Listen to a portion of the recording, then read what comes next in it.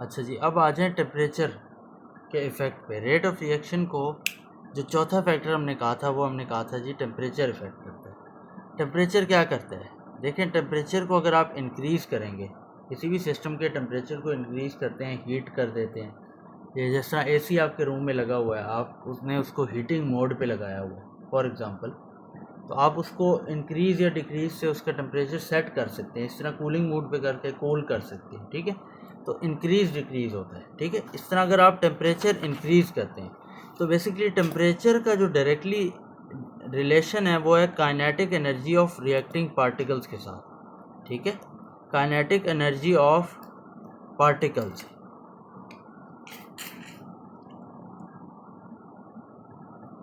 Temperature के increase से kinetic energy of particles क्या होता है? इंक्रीज हो जाता है, ठीक है जी। काइनेटिक एनर्जी का फॉर्मूला आपने क्या फिजिक्स में पढ़ा हुआ है? 1/2m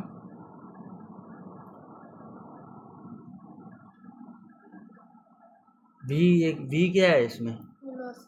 जी। जब काइनेटिक एनर्जी इंक्रीज होगी तो ये एनर्जी कन्वर्ट होगी वेलोसिटी में। बेसिकली टेम्परेचर इंक्रीज का क्या मतलब है? हीट एनर्जी आप प्रोवाइड कर रहे हैं सिस्टम को, ठीक है। वो हीट एनर्जी कन्वर्ट हो रही है काइनेटिक एनर्जी में, ठीक है। और ये एनर्जी कन्वर्जन तो होती रहती है ना, हमने फिजिक्स में एनर्जी पढ़ा हुआ है ये बात, ठीक है। वेलोसिटी इंक्रीज हुई, इसकी वजह से मूवमेंट जो है पार्टिकल्स की वो ज़्यादा होगी। जितनी ज़्यादा मूवमेंट, वेलोसिटी का मतलब यहाँ पे लिख लें, मूवमेंट ऑफ पार्टिकल्स, ठीक है जी। जितनी ज़्यादा मूवमेंट होगी उतनी ज़्यादा कोलिजन्स होंगी, तो फ्रीक्वेंसी ऑफ कोलिजन क्या करेगी? या इफेक्टिव कोलिजन इंक्रीज करेगी। एज अ रिजल्ट आपके पास जो रेट ऑफ रिएक्शन है वो क्या कर जाएगा? इंक्रीज। ठीक हो गया। टेम्परेचर के इंक्रीज करने की वजह से बेसिकली होता क्या है कि आपने हीट एनर्जी प्रोवाइड की होती है सिस्टम को। वो हीट एनर्जी कन्वर्ट होती है काइनेटिक एनर्जी ऑफ पार्टिकल्स में। काइनेटिक एनर्जी का फॉर्मूला है 1/2mv²। ये काइनेटिक एनर्जी पार्टिकल्स को, रिएक्टिंग पार्टिकल्स को वेलोसिटी प्रोवाइड करते हैं, ठीक है, जिसकी वजह से उनकी मूवमेंट जो है वो क्या कर जाती है? इंक्रीज। ये मूवमेंट जब जैसे मूवमेंट इंक्रीज करेगी, मतलब ये इधर पार्टिकल हैं, इधर हैं, पहले ये ऐसे मूव कर रहे थे, ऐसे ऐसे ऐसे ऐसे, अब ये ऐसे ऐसे ऐसे मूव कर, उतनी ज़्यादा कोलिजन्स होंगी, उतनी स्ट्रॉन्गर कोलिजन्स होंगी, पर यूनिट टाइम कोलिजन बढ़ जाएगा। इसको फ्रीक्वेंसी कहते हैं, ठीक है। जब ये बढ़ेगा तो जाहिर है रेट ऑफ रिएक्शन आपके पास बढ़ जाएगा। समझ आई है या नहीं आई? ये नोट कर लें जरा, ये वाला, ये जो मैंने कहानी लिखी है ना, ऊपर वाला पॉइंट भी बाद में नोट कर लीजिए। ये जो मैंने कहानी लिखी है मैं लिखवा देता हूँ। when temperature is increased,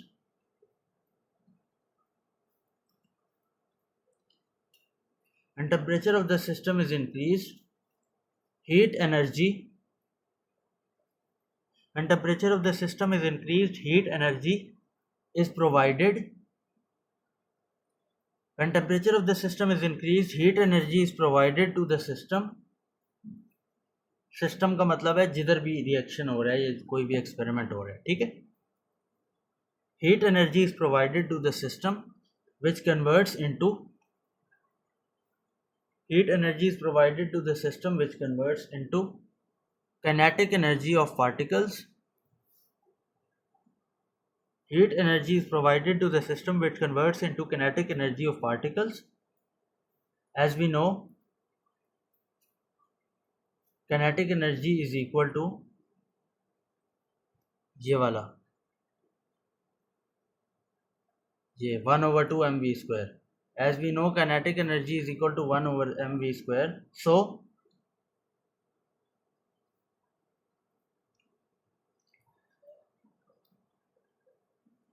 increase in kinetic energy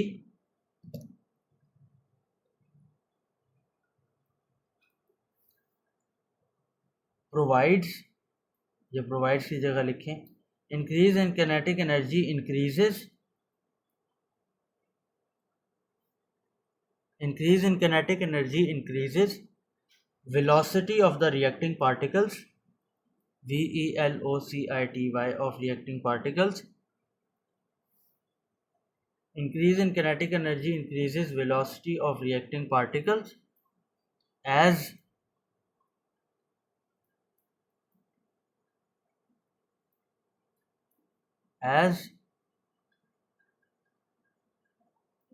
kinetic energy is directly proportional to v square. क्यों? 1/2 कांस्टेंट, मास हर जगह कांस्टेंट, ठीक है. Kinetic energy is directly proportional to v square.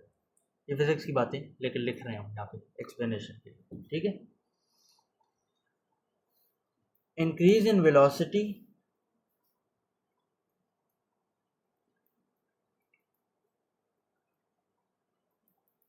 results in increase in velocity results in increase in velocity results in an increase in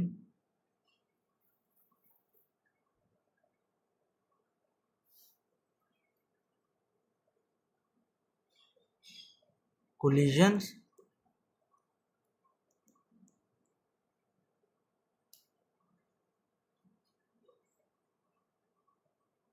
as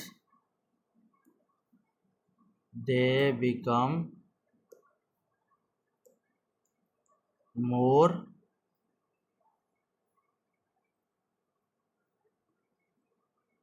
stronger and frequent. ठीक है. Stronger वाली term frequency में cover नहीं होती, इसलिए लादा से लिखिए.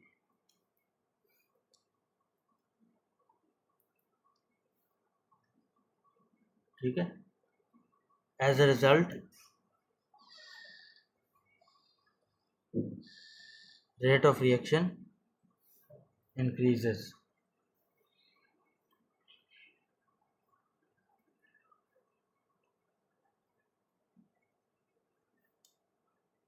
ठीक हो गया, लिख लिए. ये पीछे जो लिखा हुआ है ये भी लिख लें, ये मैं अपडेट भी शायद कर दूंगा. पीछे वाला भी ठीक है, मतलब कोई मसला नहीं है, लेकिन ये थोड़ा ज़्यादा अप्रोप्रिएट है जो लिखा है. वो वही जनरल कहानी है. ये इंक्रीज उसी तरह के जी. Temperature increase, kinetic energy increase. क्यों इंक्रीज? हीट एनर्जी प्रोवाइड हुई है, ये हमने नहीं लिखा इधर, ठीक है. इसकी वजह से क्या होगा? Frequency of collision increase. एक पॉइंट मिस कर गए हैं, वो इस पॉइंट से आप निकाल लेंगे. इसकी वजह से क्या होगा? Number of particles with activation energy. ये पॉइंट भी बहुत इम्पोर्टेंट है.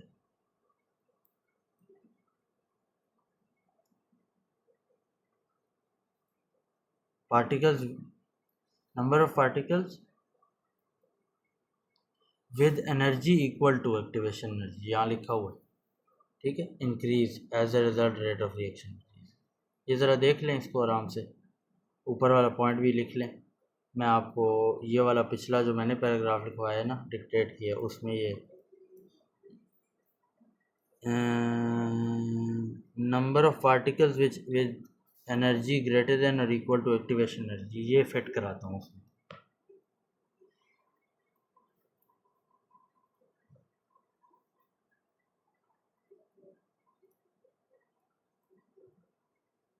हाँ, ये इसी तरह होगा. हमने यहाँ तक बड़ी लंबी कहानी लिखी है.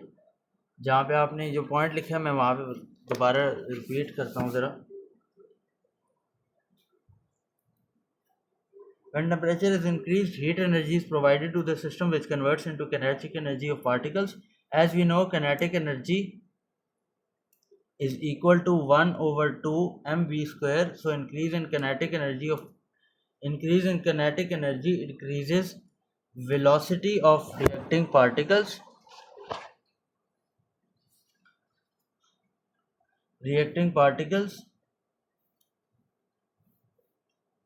As kinetic energy is directly proportional to v square, increase in velocity results in an increase in collision as they become more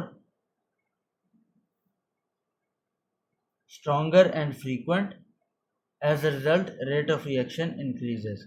और यहाँ पे एक कोलिजन जब बात की है ना, इस पॉइंट पे हमने क्या लिखा था, in collision as they become more stronger and frequent, इधर लिखो which increases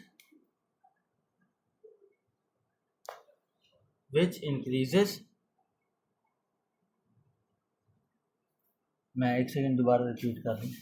increase in velocity results in an increase in collisions as they become more stronger and frequent which increases. और आगे ये जो मैंने हाईलाइट किया हुआ ये लिख लो, number of particles with energy greater than equal to activation energy. Temperature provide कर रहे हैं तो एक्टिवेशन एनर्जी का, क्योंकि एनर्जी प्रोवाइड हो रही है हीट एनर्जी, तो वो जो एक्टिवेशन एनर्जी का बैरियर है वो क्या हो जाएगा, मीट हो जाएगा। ठीक हो गया, समझ आई है जी, लिख लिया सही। ये नोट्स आपको जो मिलेंगे उसमें ये अपडेट हुआ होगा, तो वहाँ से भी देख लेना अगर किसी को नोट्स जी। एक्सपेरिमेंट देखें, experiment to verify the effect of temperature on rate of reaction. जो हमने कहानी ऊपर इतनी बड़ी लिखी है कि जी ये होगा तो वो होगा, तो इंक्रीज़ होगा तो एक्टिवेशन एनर्जी पार्टिकल्स की मीट हो जाएगी तो वो होगा, उसका देखें ये आपके पास एक रिएक्शन है, ये एक रिएक्शन है सोडियम थायोसल्फेट हाइड्रोक्लोरिक एसिड, ये उसकी इक्वेशन लिखी हुई है, ये लिखी हुई है, छोड़ दें। इसमें देखें, ये एक तो ये बात समझ लें कि कोई ये रिएक्शन ऐसा है जो आपके पास इफ़ेक्ट होता है टेम्परेचर से, ज़ाहिर एक्सो या एंडो है, तभी तो वो हम इस पर एक्सपेरिमेंट परफॉर्म कर सकते हैं। इसमें आपको एक चीज़ नज़र आ रही होगी, वो है सल्फ़र। सल्फ़र का स्टेट सिंबल क्या है, सॉलिड। ठीक है जी, तो नीचे सल्फ़र की प्रॉपर्टी लिखी हुई है कि ये सॉलिड का मतलब क्या है। ठीक है, वो आपको ये स्लाइड्स बताती हैं, मैं नहीं बताता। स्लाइड्स बता रही हैं कि जी sulphur produce slowly turns into a precipitate, यानी सॉलिड फॉर्म। ठीक है, प्रेसिपिटेट की डिटेल प्रेसिपिटेशन में हम पढ़ेंगे, फिलहाल सॉलिड आप समझ लें, सॉलिड हार्ड। ठीक है, सोल्यूशन से निकल कर वो सॉलिड में कन्वर्ट होता है, सोल्यूशन के अंदर ही, एंड सोल्यूशन टर्न्स क्लाउडी। ठीक है, बहुत आसान है। रेट ऑफ रिएक्शन निकाल लें, कम टेम्परेचर पे भी निकाल लें, ज़्यादा पे भी निकाल लें। कैसे निकालेंगे, ये सोल्यूशन टर्न्स क्लाउडी, एक बार रिएक्शन करेंगे और देखेंगे एंड कलर क्या है, एंड क्लाउडी किधर तक जा रहा है। ठीक है, रिएक्शन स्टार्ट किया, स्टॉप वॉच स्टार्ट। ठीक है, जब वो एंड कलर हमें मीट हो जाएगा ना ऑब्जर्वेशन से, तो हम कहेंगे रिएक्शन स्टॉप हो गया, स्टॉप वॉच स्टॉप। ठीक है जी, यहाँ स्टार्ट और यहाँ पे स्टॉप, फॉर एग्जांपल 17 सेकेंड्स में। ठीक है, इसमें हुआ है। दूसरा पे टेम्परेचर क्या करेंगे, इंक्रीज करेंगे डिक्रीज करेंगे, यानी कि टेम्परेचर चेंज करेंगे, फिर यही एक्सपेरिमेंट परफॉर्म करेंगे। ठीक है, और टाइम को कंपेयर करेंगे। अगर वही होता है, रेट ऑफ रिएक्शन ज़्यादा हो जाता है टेम्परेचर के इंक्रीज से, तो हमारा जो हमने ऊपर कहानी लिखी वो क्या हो जाएगी, वेरीफाई हो जाएगी। ये रेट ऑफ रिएक्शन का क्या फॉर्मूला मैंने बताया कि जी जो सल्फर प्रोड्यूस हो रहा है, अमाउंट ऑफ सल्फर प्रेसिपिटेटेड, ये जो क्लाउडी सल्फर बन रहा है इसको प्रेसिपिटेशन से बन रहा है, आयनिक प्रेसिपिटेशन हम एसिड बेसिस सॉल्ट्स पे पढ़ेंगे तो उधर हम देखेंगे, time taken divided by time taken. ठीक है, एक और तरीके है स्पेसिफिक टू प्रेसिपिटेशन। हमें पता है रेट ऑफ रिएक्शन जो है वो क्या है, इन्वर्सली प्रोपोर्शनल है टाइम टेकन के। जाहिर है ये था ना, टाइम यूं होता था और दूसरा यूं, तो स्टीपनेस का क्या मतलब था, जो स्टीप ज़्यादा होता था उसका रेट ऑफ रिएक्शन क्या होता था, हाई। तो उसका असल में मतलब क्या होता था, वो कम टाइम में रिएक्शन कंप्लीट हो जाता था। ठीक है, कम टाइम में रिएक्शन कंप्लीट हो जाता था, तो इसकी वजह से जो रेट ऑफ रिएक्शन है वो इन्वर्सली प्रोपोर्शनल है टाइम टेकन की। यानी कि अगर हम एक टेम्परेचर 20 पे हम करते हैं, दूसरा 70 पे करते हैं, ठीक है, जिसमें कम टाइम लगेगा ना वो उसका रेट ऑफ रिएक्शन ज़्यादा होगा, वो होगा। हमारा हाइपोथेसिस ये कहता है, हमारी जो थ्योरी हमने दी है वो ये कहती है कि इसका रेट ऑफ रिएक्शन ज़्यादा होना चाहिए क्योंकि टेम्परेचर इसका ज़्यादा है। ठीक है, इसके लिए हमने जुगाड़ निकाला है कि सल्फर प्रेसिपिटेटेड का टाइम निकालें, जितना अमाउंट ऑफ सल्फर प्रेसिपिटेट हुआ है, ये कैसे आएगा? अमाउंट ऑफ सल्फर प्रेसिपिटेटेड कैसे आएगा?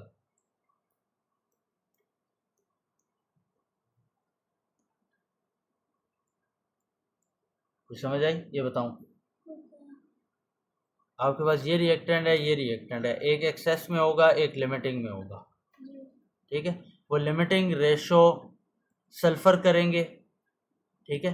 बैलेंस केमिकल इक्वेशन के हिसाब से कितना प्रोड्यूस होना चाहिए था, ठीक है। लिमिटिंग कितना अवेलेबल है, ठीक है। कितना सल्फर, अगर ये अवेलेबल लिमिटिंग रिएक्ट करे तो सल्फर प्रोड्यूस होगा। क्रॉस मल्टीप्लाई करेंगे, जो आंसर आएगा उसको हम क्या कहेंगे? Amount of sulphur precipitated. एक और भी तरीका है, चेंज इन मैस कर लें, लेकिन वो और हो जाता है। बेसिकली तरीका ये यूज होता है। मोलर कैलकुलेशन कर रहे हैं, समझ आ रही है? अपरेटस नीचे देखें, ये क्लाउडी का जुगाड़ निकाला हुआ है। इधर क्या लगाया हुआ है? क्रॉस। ऊपर से देख रहे हैं, माइक्रोस्कोप लगाया हुआ है, नेकेड आई से देख रहे हैं, जो भी रिक्वायरमेंट, ठीक है। अब हम क्या कह रहे हैं? रिएक्शन होगा तो क्या हो जाने लग जाएगा? ये क्लाउडी होने लग जाएगा। ये क्लाउडी होने लग गया तो क्रॉस क्या हो जाएगा? नजर आना बंद हो जाएगा। जिस टाइम पे स्टार्ट करें रिएक्शन, यानी इन दोनों रिएक्टेंट्स को मिक्स करें, स्टॉप वॉच, और स्टॉप किधर करनी है? जब ये क्रॉस बिल्कुल आना, नजर आना बंद हो जाए, लेकिन आई बिल्कुल वर्टिकली अबव ये जो खप्पा है इसके रखनी है, ठीक है। ये नीचे पढ़ लें, ये वो वही प्रोसीजर लिखा हुआ है।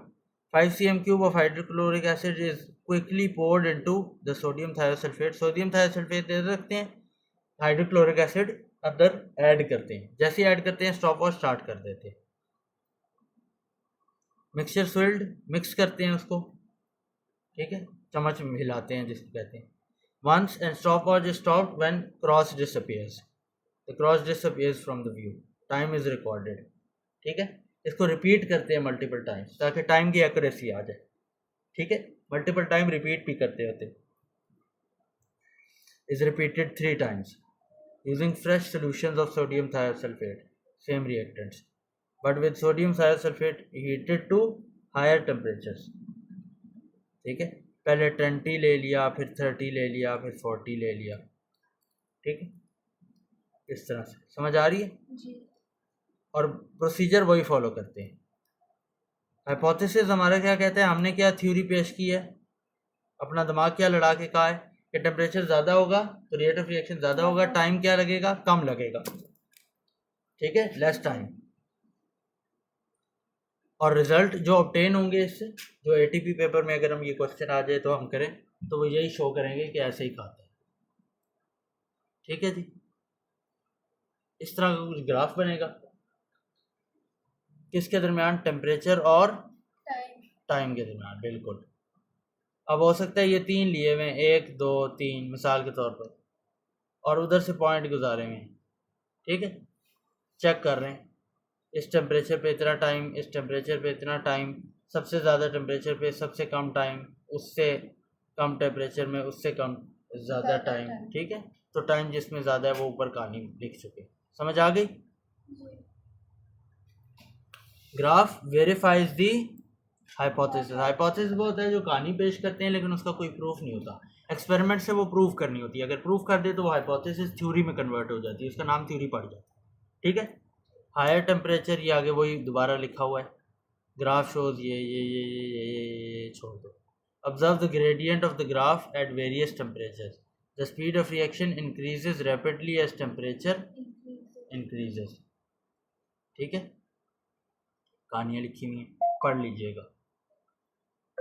अब ये क्या है? ये एक और टाइप, मतलब टाइप है जिससे हम ग्राफ बना सकते हैं, ठीक है। देखो टेम्परेचर क्या है? इन्वर्सली प्रोपोर्शनल है 1/टाइम के, ऐसा है ना कि नहीं है?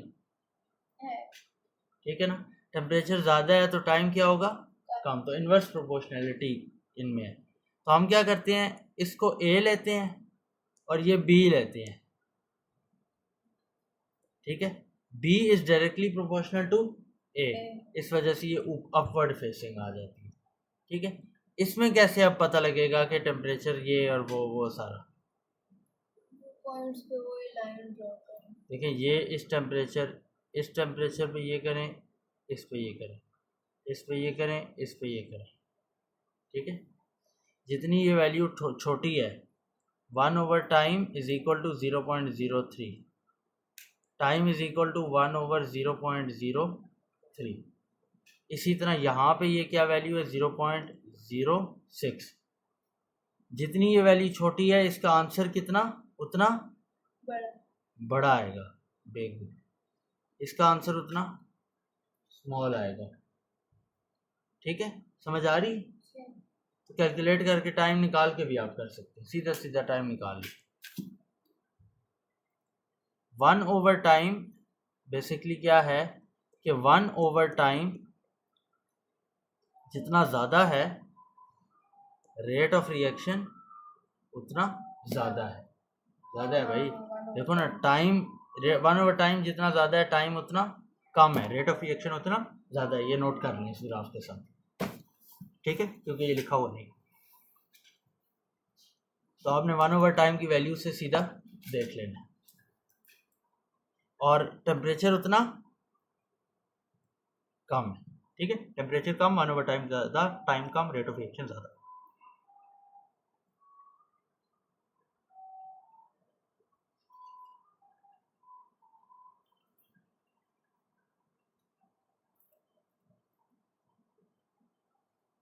ठीक हो गया। नेक्स्ट ये वही है, rate of reaction is directly proportional to 1/टाइम, time for cross to disappear from view, ठीक है जी। Graph inversely proportional to time taken also shows 1/time increases as temperature increases। सही लिखा हो, 1/time increases as temperature increases। नहीं, temperature increase कर रहा है तो 1/टाइम इंक्रीज कर रहा है। एक सेकंड रुको यार, इधर तो टेम्परेचर डिक्रीज होता है। देखो टेम्परेचर इंक्रीज करेगा तो टाइम डिक्रीज करेगा, टाइम डिक्रीज करेगा तो 1/टाइम इंक्रीज करेगा। हाँ ये ठीक, टेम्परेचर ज़्यादा हो मैथमेटिकली, ठीक है। देखो टेम्परेचर इंक्रीज करेगा तो टाइम ने क्या करना है, डिक्रीज। 1/टाइम इंक्रीज कर जाएगा, टाइम डिक्रीज कर रहा है, 1/टाइम इंक्रीज कर जाएगा। और रेट ऑफ रिएक्शन तो ज़ाहिर इंक्रीज ही करता है, ठीक है। समझ आ गई? क्वेश्चन,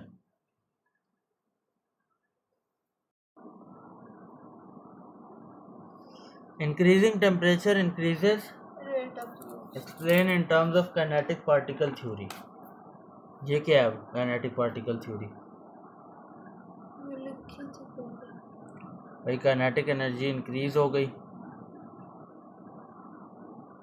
पार्टिकल्स की वेलोसिटी ऑफ पार्टिकल्स या मूवमेंट ऑफ पार्टिकल्स इंक्रीज हो गया, उससे कोलिजन इंक्रीज हो गई, कोलिजन इंक्रीज हो गई।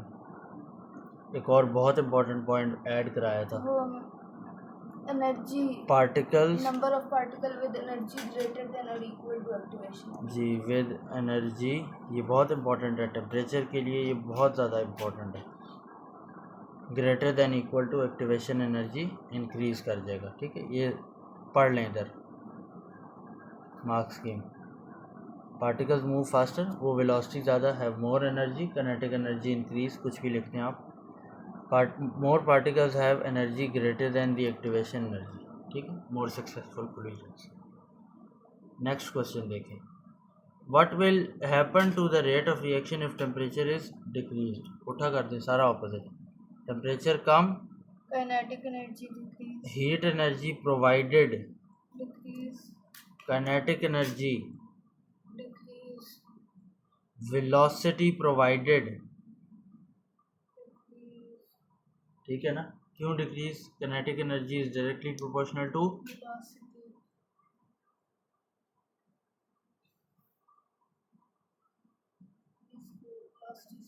जी वेलोसिटी के स्क्वायर, स्क्वायर है तो स्क्वायर बोले ना, ठीक है जी। क्वेश्चन क्या था, डिक्रीज होगा तो वेलोसिटी डिक्रीज, अगला क्या है, collision, number of particles, sorry collision पहले आता है। जब वेलोसिटी डिक्रीज करेगी तो मूवमेंट क्या हो जाएगी? स्लो। ठीक है जी, मूवमेंट, स्लो। ये पॉइंट ऐड कर लें बेशक, स्लो। ठीक है जी।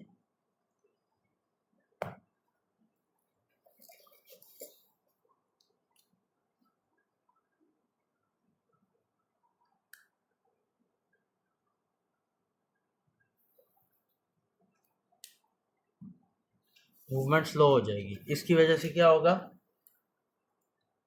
कोलिजन्स ना स्ट्रॉन्गर होंगी ना फ्रीक्वेंट होंगी, वीकर एंड लेस फ्रीक्वेंट। ठीक है जी। इसकी वजह से क्या होगा? Number of particles with energy less than activation energy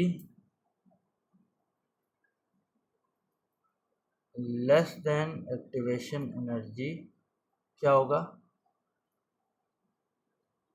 rate of reaction increase होगा, रेट ऑफ रिएक्शन डिक्रीज होगा। ठीक है, ये नोट कर लें।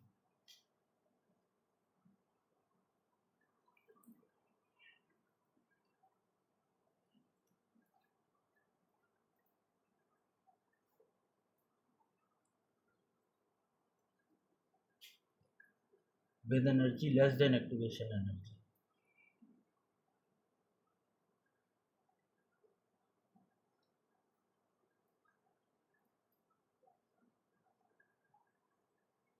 Rate of reaction decrease. समझ आ गई? पढ़ लें ज़रा मार्क्स स्कीम। 2 नंबरों का क्वेश्चन है, इन्हीं में से कोई 2 पॉइंट लिखने हैं। एक तो particle with energy greater than equal less than activation energy, ये ठीक है। Reaction is slower because particles are moving slower, velocity come, have less energy, kinetic energy come, heat energy कम। ठीक है, इस तरह की कोई भी बात समझ आ गई जी? ये क्वेश्चन करें, इंटरेस्टिंग है। A student reacts magnesium ribbon with excess hydrochloric acid. Magnesium ribbon with excess hydrochloric acid. MgCl plus H2 ions table पे ज़रा ध्यान दें, MgCl2 होता है।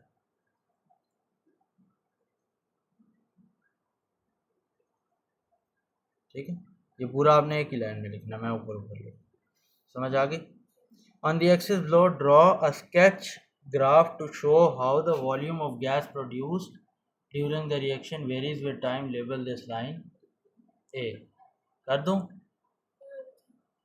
इधर क्या होगा? Label the axis with appropriate unit. इधर क्या होगा? नहीं पढ़ा आपने?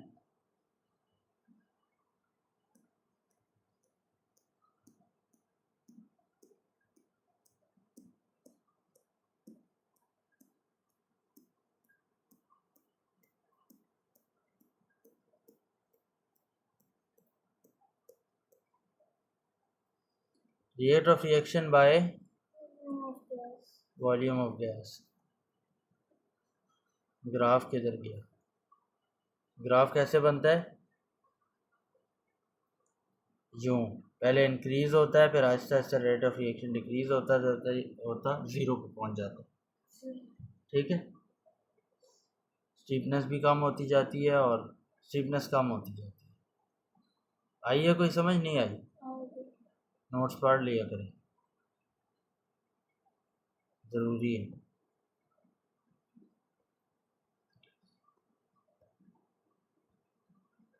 पहुँच भी जा जी। तो ग्राफ किस तरह बनेगा? वाई एक्सिस पे सबसे पहले बताएं क्या होगा? Volume of gas. X axis पे टाइम जी, टाइम। ग्राफ किस तरह बनेगा, ये यहाँ से आएगा फ्लो तो 0। ठीक हो गया, जी। ये पहला पार्ट हो गया 2 नंबर।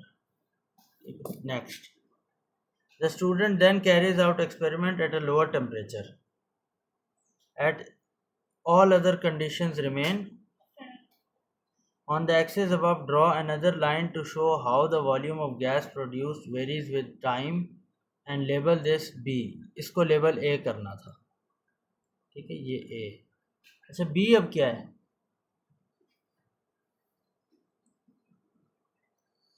B कौन सी लाइन है, लोअर टेम्परेचर। लोअर टेम्परेचर, वो लेस स्टीप होगी। लेस स्टीप, तो नीचे से जाएगी, जी।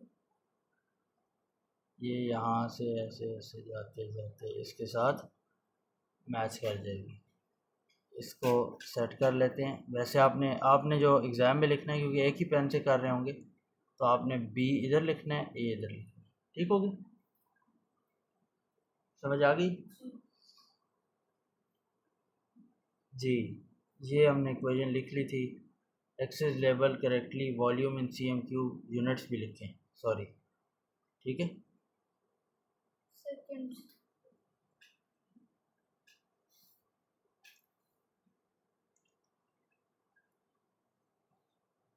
ठीक है जी, टाइम सेकेंड्स, ये 1 मार्क इसका है।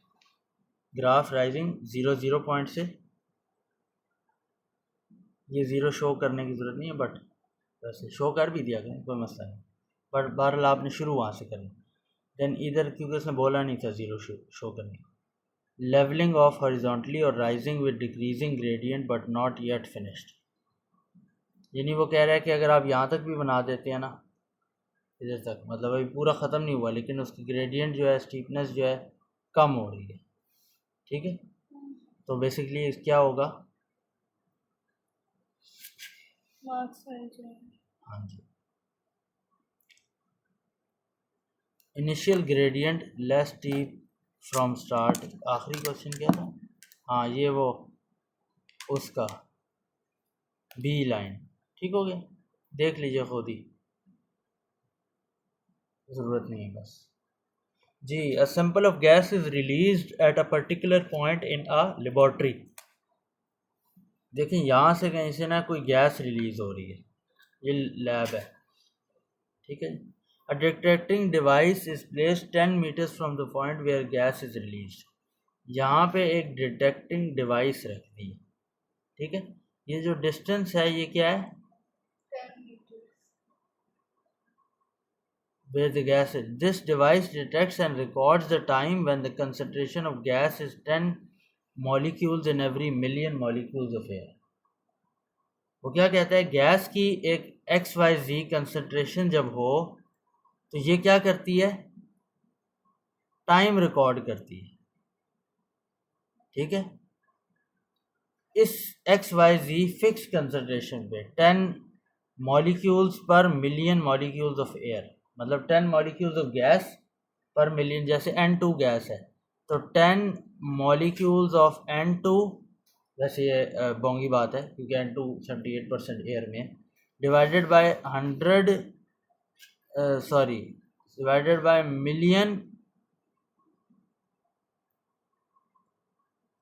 मॉलिक्यूल्स ऑफ एयर, ये कंसंट्रेशन की वैल्यू दी हुई है, जो भी वैल्यू दी हुई है, इससे कोई फ़र्क नहीं पड़ता, ठीक है। पर इस पे वो जब भी ये आती है ना, वो डिटेक्ट कर लेता है time. The experiment is carried out with 2 gases at different temperatures. In which experiment was time recorded by the detector greatest? सबसे ज़्यादा टाइम हो।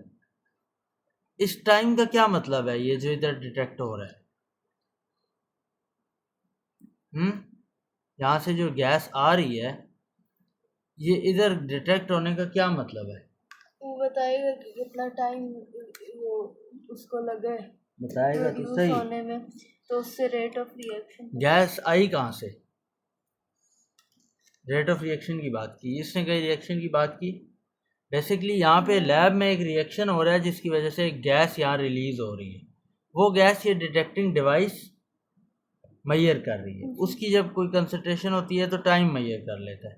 ठीक है, अब वो कहता है इनमें से आपको क्या लगता है कौन सी गैस हो, ठीक है, तो सबसे ज़्यादा टाइम लगेगा टेम्परेचर कौन सा हो। देखिए टेम्परेचर कम होना चाहिए, ज़्यादा होना चाहिए, कम 20 हो, 40 तो नहीं हो सकता। इसके लिए ये बेसिकली डिफ्यूजन भी पढ़ना चाहिए, जो कैनेटिक पार्टिकल थ्योरी का टॉपिक है, हमने सुना तो होगा ही क्लास वगैरह में। और उसमें ये है कि मॉलिक्यूलर मास जो है ना, जिसका कम होगा ना, वो उसकी स्पीड, वेलोसिटी या स्पीड जो कह लें वो ज़्यादा है, ये हम उधर पढ़ेंगे। तो इनमें से जिसका मॉलिक्यूलर मास ज़्यादा है वो सबसे ज़्यादा टाइम लगाएगा। ठीक है, मॉलिक्यूलर मास किसका ज़्यादा है ये मैं काइनेटिक पार्टिकल थ्योरी में बताऊंगा। किसका ज़्यादा है इनमें से, SF6। किसका ज़्यादा है, SF6 जी, ए आंसर है। ठीक है, ये क्वेश्चन मैं गलती से डाल गया, फिर मैंने कहा करा ही देता जी। वो कहते हैं ये आपके पास, ये आप एक्सपेरिमेंट कोई कर रहे हैं जो आपने पढ़ा हुआ है, तो मैं ऊपर से कहानी नहीं पढ़ रहा, इसलिए आप इसको देख के गैस कर सकते हैं। वो कहते हैं जी बताएं इसके अलावा इस एक्सपेरिमेंट को करने के लिए कौन कौन सा apparatus चाहिए, तो बताएं। बैलेंस नहीं चाहिए, जी बैलेंस तो नहीं चाहिए, पिपेट होनी चाहिए, पिपेट वॉल्यूम मैयर करना होता है, वॉल्यूम मैयर करना है हमें, पिपेट ब्योरेट से वॉल्यूम मैयर करते हैं, हमें वॉल्यूम मैयर करना है या नहीं करना, करना है। ये 50 cm³ जो सोडियम थायोसल्फेट डाला है, जो HCl डालेंगे तो वो तो करना है। तो पिपेट चाहिए हो सकता है, स्टॉप क्लॉक भी चाहिए हो सकता है, बैलेंस नहीं चाहिए, तो ये दोनों तो निकल गए, बैलेंस नहीं चाहिए। ठीक है, ब्योरेट वॉल्यूम मैयर करने के लिए होता है, गैस सिरिंज गैस कलेक्ट करने के लिए, जैसे गैस को कलेक्ट कर रहे हैं, नहीं। मैयरिंग सिलेंडर, यही मैयरिंग सिलेंडर है, ठीक है, जिसमें सोल्यूशन रखते हैं। स्टॉप क्लॉक चाहिए, थर्मोमीटर चाहिए, टेम्परेचर मेजर करना जी, टेम्परेचर, डिफरेंट टेम्परेचर्स पे एक्सपेरिमेंट हो रहा है, तो डी आंसर। ठीक हो गया। Gas P decomposes to form gas Q, ये एक रिएक्शन हो रहा है, जो भी हो रहा है, ठीक है। थर्मल डीकम्पोजिशन होगी डिफरेंट टेम्परेचर्स पे। थर्मल डीकम्पोजिशन क्या होती है, बात की हुई थी हमने कहीं, टेम्परेचर के इफेक्ट होने की वजह से, वो तो होती है, होता क्या है, टेम्परेचर के इफेक्ट की वजह से वो ब्रेक डाउन हो जाता है। जैसे फॉर एग्जांपल CXHY है, ठीक है, इस पे टेम्परेचर इफेक्ट हो, ये C+XC+Y/2H2 बन जाए, ठीक है। तो सिर्फ टेम्परेचर इफेक्ट होने की वजह से ये कंपाउंड टूट गया, तो ये इस टूटने को हम क्या कहते हैं, थर्मल डीकम्पोजिशन। तो जब भी डीकम्पोजिशन हो और टेम्परेचर का जिक्र हो तो आपने गैस कर लेना है कौन सी डीकम्पोजिशन है। इसकी डेफिनेशन मैंने लिखवाई हुई है एंडोथर्मिक एक्सोथर्मिक की एग्जांपल्स में, तो वहाँ पे आप जाके देख सकते हैं। नहीं लिखवाई तो मुझे बताना, मैं बाद में लिखवा दूँगा। Two experiments are carried out to investigate rate of reaction. Two conditions are the same except that two different temperatures T1 and T2 are used. Temperature difference की वजह से बाकी सारी कंडीशन के अलावा बाकी सारी कंडीशंस सेम रखी हैं, ठीक है। The results are plotted on a graph, volume of Q, volume of P, volume of Q, volume of इस टेम्परेचर पे, इस टेम्परेचर पे which row is correct, x की वैल्यू, y की वैल्यू बाद में आते हैं। टेम्परेचर T1 बड़ा है या T2 बड़ा है, कैसे पता लगेगा, जी स्टीपनेस से। बताएं स्टीपनेस किसकी ज़्यादा है, पूरे ग्राफ को आपने देखना है स्टार्ट पॉइंट से एंड पॉइंट तक। ये T1 की, क्यों, ये और यहाँ ज़्यादा एरिया यूज़ हुआ, ये क्या, वो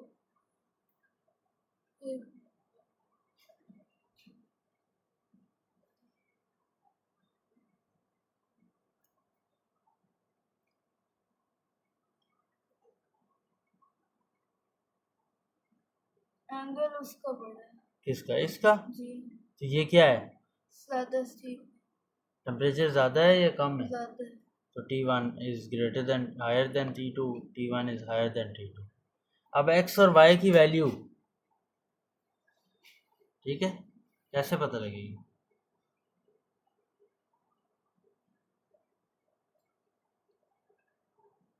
एक्स बड़ा है या वाई बड़ा है, इतना आप गैस कर लें तो आसान हो जाएगा काम। ये दोनों सेम है।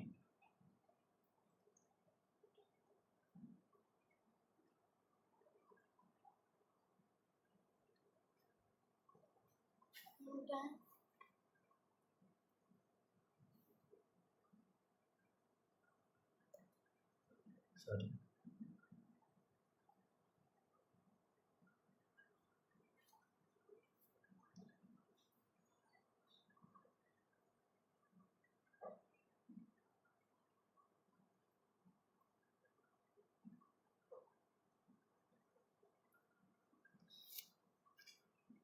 गैस करें, एक्स बड़ा है वाई बड़ा है, कोई साइंस लगाएं।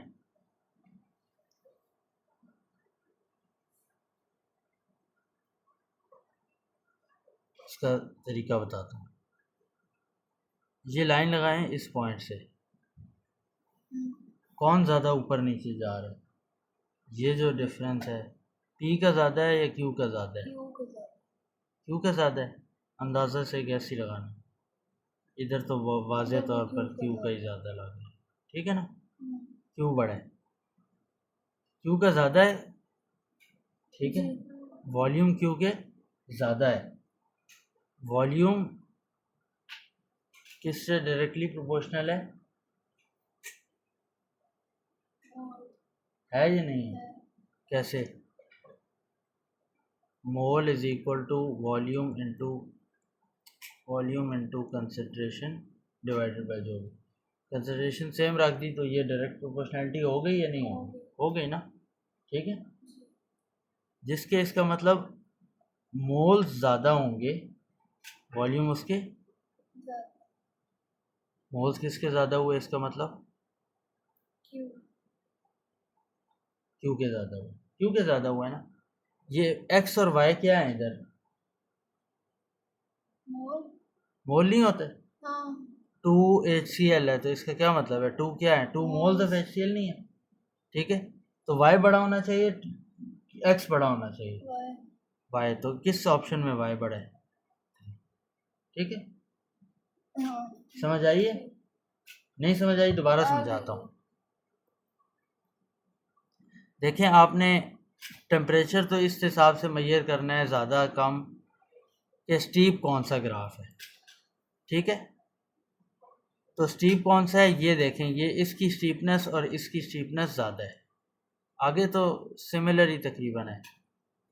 ये एक्स वाई का फैसला इस तरह से करना है कि ये मिड पॉइंट से लाइन लगा लेनी, जिसकी ज़्यादा हाइट होगी ना उस पॉइंट से, इसका मतलब उसकी वॉल्यूम क्या है? ज़्यादा प्रोड्यूस हुई है। वॉल्यूम डायरेक्टली प्रोपोर्शनल है मोल से, इसका मतलब उसके मोल्स भी ज़्यादा थे, ठीक है। तो मोल्स जिसके वॉल्यूम ज़्यादा प्रोड्यूस हुई है, जो कि हम कह रहे हैं क्यू की, इस गैस से, तो उसी के मोल ज़्यादा होंगे, तो वाई ज़्यादा, ठीक हो गया। Next, a student adds excess zinc to dilute hydrochloric acid. Add the hydrogen gas produced is collected and measured at room temperature. Sorry, adds excess zinc to, ये हो गया, hydrogen gas produced is collected and measured at room temperature and pressure. Results are plotted, ये उसने result plot किए हैं नीचे, ठीक है। ये अच्छा, एक्सपेरिमेंट इज रिपीटेड एट 50, अब टेम्परेचर को डबल कर दिया है, with all other conditions same, which shows the graph of 50. क्यों? सबसे ज्यादा स्टीप है जी, टेम्परेचर सबसे ज़्यादा है तो वो स्टीप है, बाकी सब कुछ तो सेम ही है, तो ए ही आंसर होना चाहिए, ठीक है।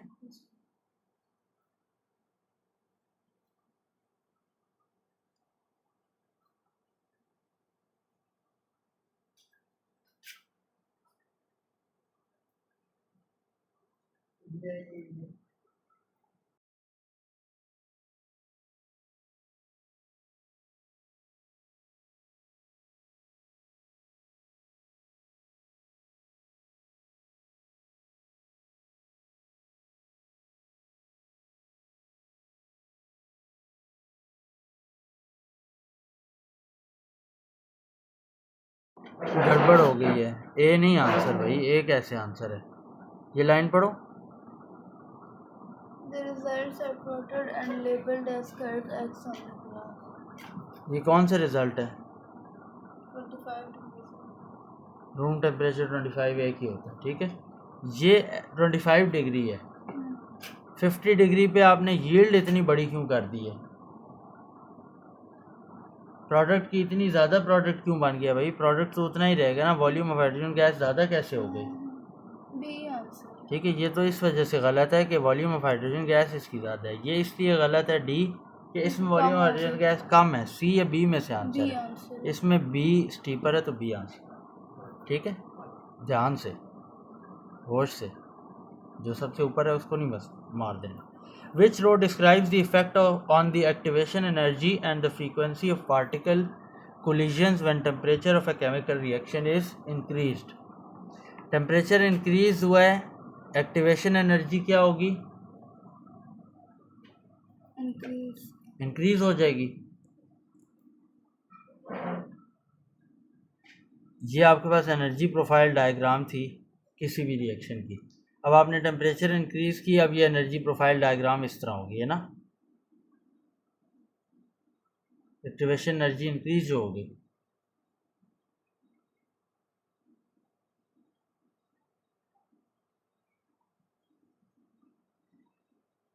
हमने एक्टिवेशन एनर्जी किस चैप्टर में पढ़ी थी?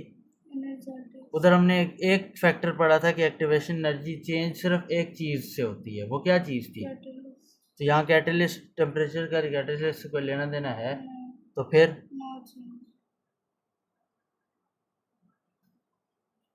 फ्रीक्वेंसी ऑफ कोलिजन टेम्परेचर के इंक्रीज करने से इंक्रीज होगी। क्या आंसर है?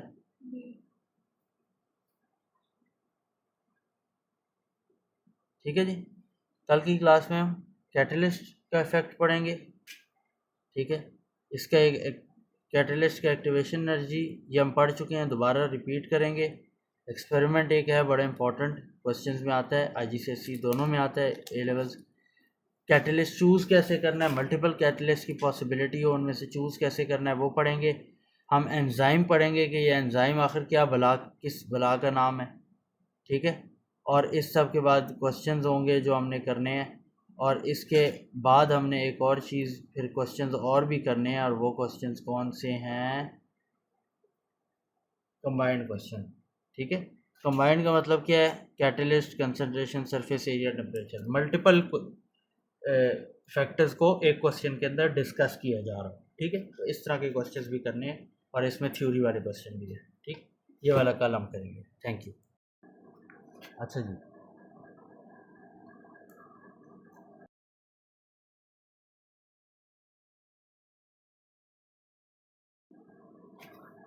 Effect of addition of catalyst on rate of reaction. अभी तक हमने 4-5 फैक्टर्स पढ़े हैं।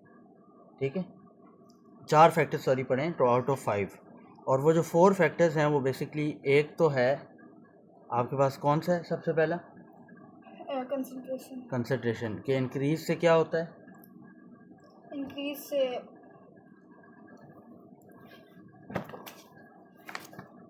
जल्दी से बताएं।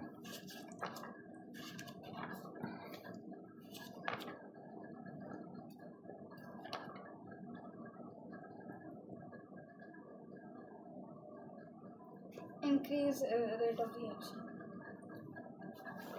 पूरी स्टोरी सुनाओ भाई। अच्छा, number of particles, increase number of particles. Number of particles per unit volume increase होते हैं, सिर्फ नंबर ऑफ पार्टिकल्स भी इंक्रीज होते हैं, उसकी वजह से नंबर ऑफ पार्टिकल्स, स्पेसिंग क्या हो जाती है? बिटवीन पार्टिकल्स डिक्रीज हो जाती है, क्योंकि पार्टिकल्स बढ़ गए। ठीक है, सेम चीज़ पार्टिकल साइज में होती है। ठीक है, बट उसमें स्पेसिंग इसलिए रिड्यूस होती है क्योंकि आपने स्पेस कम कर दी होती है। इधर स्पेस उतनी होती है लेकिन पार्टिकल ज़्यादा हो चुके होते हैं। ठीक है, स्पेसिंग बिटवीन पार्टिकल्स डिक्रीज होती है, इसकी वजह से frequency of collision and effective collision. ठीक है, similar frequency of effective collision ये इंक्रीज होती है, और इसकी वजह से जो रिज़ल्ट आता है वो ये होता है कि रेट ऑफ रिएक्शन इंक्रीज होता है। ठीक हो गया, ये आपके पास ये है। अच्छा जी, दूसरा हमने क्या फैक्टर पढ़ा था? Pressure. Ji, pressure.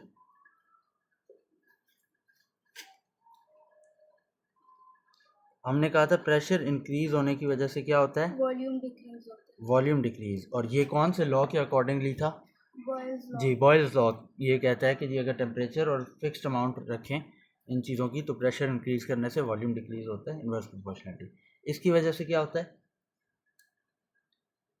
Number of particles पर जी, unit volume. Number of particles, ये एक फैक्टर कॉमन है, काफ़ी सारी जगहों में आता है। पर यूनिट वॉल्यूम क्या हो जाते हैं? इंक्रीज हो जाते हैं। ठीक है, इसकी वजह से स्पेसिंग बिटवीन पार्टिकल्स क्या होता है? डिक्रीज। इसकी वजह से फ्रीक्वेंसी ऑफ कोलिजन इंक्रीज होती है, इफेक्टिव कोलिजन इंक्रीज होती है, as a result rate of reaction increase होता है। ठीक हो गया, मैंने कहा रिवाइज थोड़ा सा कर लेते हैं। अच्छा, नेक्स्ट क्या है इसके बाद? Particle size. Particle size, black ले दे। पार्टिकल साइज के इंक्रीज होने की वजह से क्या होता है? सरफेस एरिया डिक्रीज होता है। सरफेस एरिया डिक्रीज होता है। ये दोनों आप, ये भी एक जिस फैक्टर है, सरफेस एरिया भी ये एक ही फैक्टर है, लेकिन इनका ट्रेंड ऑपोजिट है आपस में। ठीक है, अच्छा, इसकी वजह से क्या होता है? Area expose for collision increase होता है। Area expose. यार सरफेस एरिया डिक्रीज कैसे हो गया फिर? पार्टिकल साइज कम होता है भाई, पार्टिकल साइज इंक्रीज कर ही नहीं सकता। आप क्रशिंग करते हैं, पार्टिकल साइज रिड्यूस ही होता है। सरफेस एरिया को इंक्रीज डिक्रीज आप कह सकते हैं, लेकिन सरफेस एरिया इंक्रीज का ये होता है कि इसमें आप ऐड ऑन करें। ठीक है, ये डिक्रीज होता है, सरफेस एरिया क्या होता है? इंक्रीज होता है। ठीक है, एरिया एक्सपोज, ये बेसिकली इसको इंक्रीज डिक्रीज कम करते हैं। यूजुअली हम वो यूज़ कर रहे होते हैं लार्ज और स्मॉल पार्टिकल्स, तो उनमें ये कहानी चलती है, एक्सपोज्ड फॉर कोलिजन इंक्रीज कर जाता है। ठीक है, इसकी वजह से क्या होता है? जल्दी बताओ, आप बताओगे, आपने याद नहीं किए।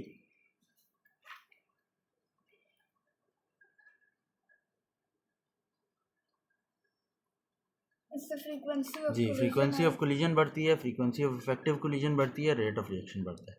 ठीक है जी, इसके बाद नेक्स्ट एक फोर्थ फैक्टर जो पड़ा था वो क्या था? टेम्परेचर। टेम्परेचर अगर इंक्रीज कर दें तो क्या होता है? वो काइनेटिक एनर्जी, हीट एनर्जी जी, ये सबसे पहले टेम्परेचर इंक्रीज का मतलब है आपने हीट प्रोवाइड की है, कोई हीट किया है, चूल्हे पे रखा है, कोई फ्लेम से हीट किया है, या कोई इलेक्ट्रिक हीटिंग की है, कोई इस तरह हीट एनर्जी कन्वर्टेड इनटू ये काइनेटिक एनर्जी में कन्वर्ट होती है, जिसकी वजह से काइनेटिक एनर्जी भी इंक्रीज होती है ऑलरेडी। क्योंकि हमने पता है काइनेटिक पार्टिकल थ्योरी में हमने पढ़ा है कांस्टेंट रैंडम मोशन में पार्टिकल्स होते हैं। सॉलिड वाइब्रेट करता है अपनी जगह पे, ठीक है जी, वाइब्रेट करता रहता है। लिक्विड इधर इधर ऐसे मूव करते हैं, गैस बहुत तेज़ी से मूव करती है। ठीक है, तो इनकी मूवमेंट तो है, इसका मतलब काइनेटिक एनर्जी है, क्योंकि काइनेटिक एनर्जी रिस्पॉन्सिबल होती है मूवमेंट के लिए। ठीक है जी, मूवमेंट तो है। काइनेटिक एनर्जी जो होती है ये इक्वल किस चीज़ के है? 1/2 mv²। 1/2 mv²। ये m और v क्या है? कांस्टेंट। तो इसकी वजह से ये क्या होगा? इसके डायरेक्ट प्रोपोर्शनल। तो इसकी वजह से क्या होता है? वेलोसिटी इंक्रीज हो जाती है। मूवमेंट क्या हो गई, जिसका मतलब क्या है? इंक्रीज हो जाती है। ठीक है, इसकी वजह से क्या होता है मूवमेंट इंक्रीज होने की? कोलिजन स्ट्रॉन्गर फ्रीक्वेंसी और स्ट्रॉन्गनेस या स्ट्रेंथ कह लें of collision and effective collision increase होती है, जिसकी वजह से रेट ऑफ रिएक्शन नहीं, वो एक्टिवेशन एनर्जी वाला पॉइंट। हाँ जी, वो एक पॉइंट इसमें एडिशन है। बिल्कुल, बहुत थैंक यू, बहुत अच्छी बात। क्या है? नंबर ऑफ पार्टिकल्स, रटा लगाएं पूरे सेंटेंस को, number of particles with energy greater than और equal to activation energy increase कर जाती है। और ये रीज़न होती है जब एक्टिवेशन एनर्जी, जितने ज़्यादा पार्टिकल्स एक्टिवेशन एनर्जी में पहुंचेंगे, ठीक है, उतने ही ज़्यादा हो जाएगा। ठीक है, तो रेट ऑफ रिएक्शन बढ़ जाता है। समझ आ गई? ये पढ़ा हुआ था, रिवाइज की है। अब आ जाएं fifth and the last factor, ठीक है, और ये इस चैप्टर का भी लास्ट टॉपिक है। इसके बाद हमने सिर्फ ऐसे क्वेश्चंस करने हैं जो मल्टीपल फैक्टर्स को एट अ टाइम डिस्कस करते हैं, ठीक है। मल्टीपल फैक्टर्स को एट अ टाइम जो डिस्कस कर रहे होते हैं उन क्वेश्चंस को सॉल्व करना है, combined questions on factors affecting rate of reaction, और फिर हमारे ये चैप्टर कंप्लीट हो जाएगा आज की क्लास में। नेक्स्ट क्लास में इंशाल्लाह हम क्या कर रहे होंगे रिवर्सिबल रिएक्शन। जी, रिवर्सिबल रिएक्शन या जो भी, हाँ रिवर्सिबल रिएक्शन फिर देखेंगे अगला चैप्टर। वो एक दो क्लासेस का ही चैप्टर, वो इतना लंबा है नहीं, ना मुश्किल है इतना, ठीक है जी। अच्छा जी, कैटलिस्ट, हमने कैटलिस्ट के बारे में थोड़ा बहुत तो पढ़ा हुआ है, पढ़ा हुआ नहीं पढ़ा हुआ जी। क्या पढ़ा हुआ है? It is used to speed up the reaction. किस तरह? एनर्जेटिक्स में क्या पढ़ा था, ये क्या करता है? Activation energy. देखो सबसे पहले ये वाला देख लेते हैं स्लाइड समझने के लिए, वैसे उधर से भी आ सकते हैं, ये भी देख लेते हैं। देखो हमने कैटलिस्ट में ये पढ़ा था कि जी कैटलिस्ट क्या करता है, ये आपके पास एक क्या है, एनर्जी प्रोफाइल डायग्राम है, ठीक है। एक्टिवेशन एनर्जी इसमें क्या है, ये एक्टिवेशन एनर्जी। जब कैटलिस्ट ऐड करते हैं तो कैटलिस्ट बेसिकली क्या करता है, एक्टिवेशन एनर्जी को लोअर करता है, वो रिएक्शन में थोड़ा बहुत पार्टिसिपेट करता है, और उसकी वजह से क्या होती है, एक्टिवेशन एनर्जी जो होती है वो डिक्रीज हो जाती है, ठीक है। Required energy for the reaction to proceed या रिएक्शन टू स्टार्ट डिक्रीजेस, ठीक हो गया, सॉरी डिक्रीज हो जाती है, ठीक है। कैटलिस्ट आपके पास ये काम कर रहा है, ठीक है। अगर हमने टेम्परेचर के केस में क्या पढ़ा था, number of particles with energy equal to और greater than number of particles with energy greater than और equal to activation energy increase होते हैं। अगर हम एक्टिवेशन एनर्जी डिक्रीज कर दें, पहले ये 100 थी, ठीक है, और 10 पार्टिकल्स थे जिनके पास 100 वो थी, ये अब आ गई 40 पे। अब जाहिर है पार्टिकल तो ये पूरी एनर्जी की रेंज है, ये है 0, ये है 100, ठीक है। इधर इधर सारे पार्टिकल होंगे ना, इधर इधर, और इधर भी कुछ पार्टिकल होंगे, ठीक है। अब ये रेंज इधर आ गई, तो ये वाले सारे पार्टिकल्स तो number of particles with energy greater than और इक्वल टू एक्टिवेशन एनर्जी के बाहर में आ गए ना, तो ये क्या हो जाएगा, number of particles with energy greater than equal to activation energy increase होगी, ठीक है, इंक्रीज हो जाएगी ना। एक्टिवेशन एनर्जी अगर कम हो जाए तो इसकी वजह से ये क्या हो जाएगी, इंक्रीज हो जाएगी, ठीक है। एज अ रिजल्ट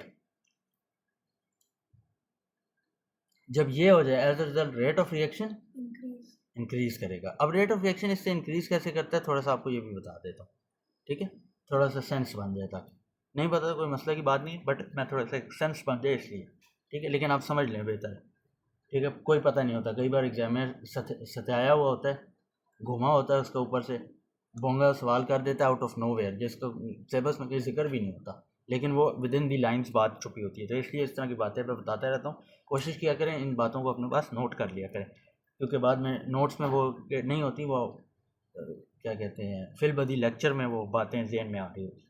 लेकिन ये जब ये होता है ना, अब आप कहेंगे इससे रेट ऑफ रिएक्शन कैसे होता है, इंक्रीज़ होता है, ये तो पार्टिकल इंक्रीज़ हो रहे हैं, तो भाई पहले 10 पार्टिकल रिएक्ट कर रहे थे, अब 100 करें, स्पीड रेट ऑफ रिएक्शन तो है कि किस स्पीड से ये रिएक्ट कर रहे हैं, ठीक है। बेसिकली स्टोरी तो इस तरह से नहीं होती। एनर्जी इंक्रीज हुई, हम क्या कह रहे हैं, number of particles with energy, activation energy कम हुई, एनर्जी इंक्रीज हुई, ये कन्वर्ट होगी किस में, काइनेटिक एनर्जी, क्योंकि particles are in constant random motion, ठीक है। काइनेटिक एनर्जी वो प्रोवाइड करेगी वेलोसिटी, उससे मूवमेंट इंक्रीज होगी, वो मूवमेंट जितनी ज़्यादा मूवमेंट होगी, जितनी आपके पास ज़्यादा मूवमेंट होगी उतनी ज़्यादा स्ट्रॉन्गर फ्रीक्वेंट कोलिजन्स होंगी, जितनी ज़्यादा वो इफेक्टिव कोलिजन फ्रीक्वेंट्स और स्ट्रॉन्गर होंगी उतने ही रेट ऑफ रिएक्शन ज़्यादा होगा, ठीक है। तो कहानी बीच में ये होती है, किसी भी तरह की एनर्जी अगर आप पार्टिकल को प्रोवाइड करें ना, तो an amount of that energy, if not all of that energy, an amount of that energy contributes to the kinetic energy of the particles, because particles are in constant random motion। random motion ये kinetic particle theory का lecture याद कर लें तो उससे आपको याद आ जाएगा, ठीक है, कि ये ऐसे ऐसे ऐसे बोंगे बोंगे तरीके से मूव करता रहता है, ठीक हो गया, सही है ना। तो वो basically an amount or a section of that energy contributes to kinetic energy or converts to kinetic energy of that particle, ठीक है, जिसकी वजह से आपके पास एक्टिवेशन एनर्जी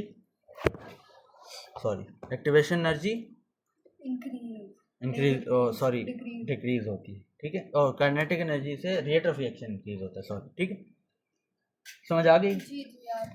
अब आपको ये पता लगा कि जी ये बात हमने पढ़ी हुई है, कैटलिस्ट ये क्या करता है, ये ज़रा देख लें। बेशक कैटलिस्ट हमें एक फैक्ट है जिसको एक्सप्लेनेशन इधर नहीं है कि किस तरह करता है, कैसे करता है, वो ए लेवल्स में, रिएक्शन किनेटिक्स का ए लेवल्स का जो चैप्टर है ना उसमें है।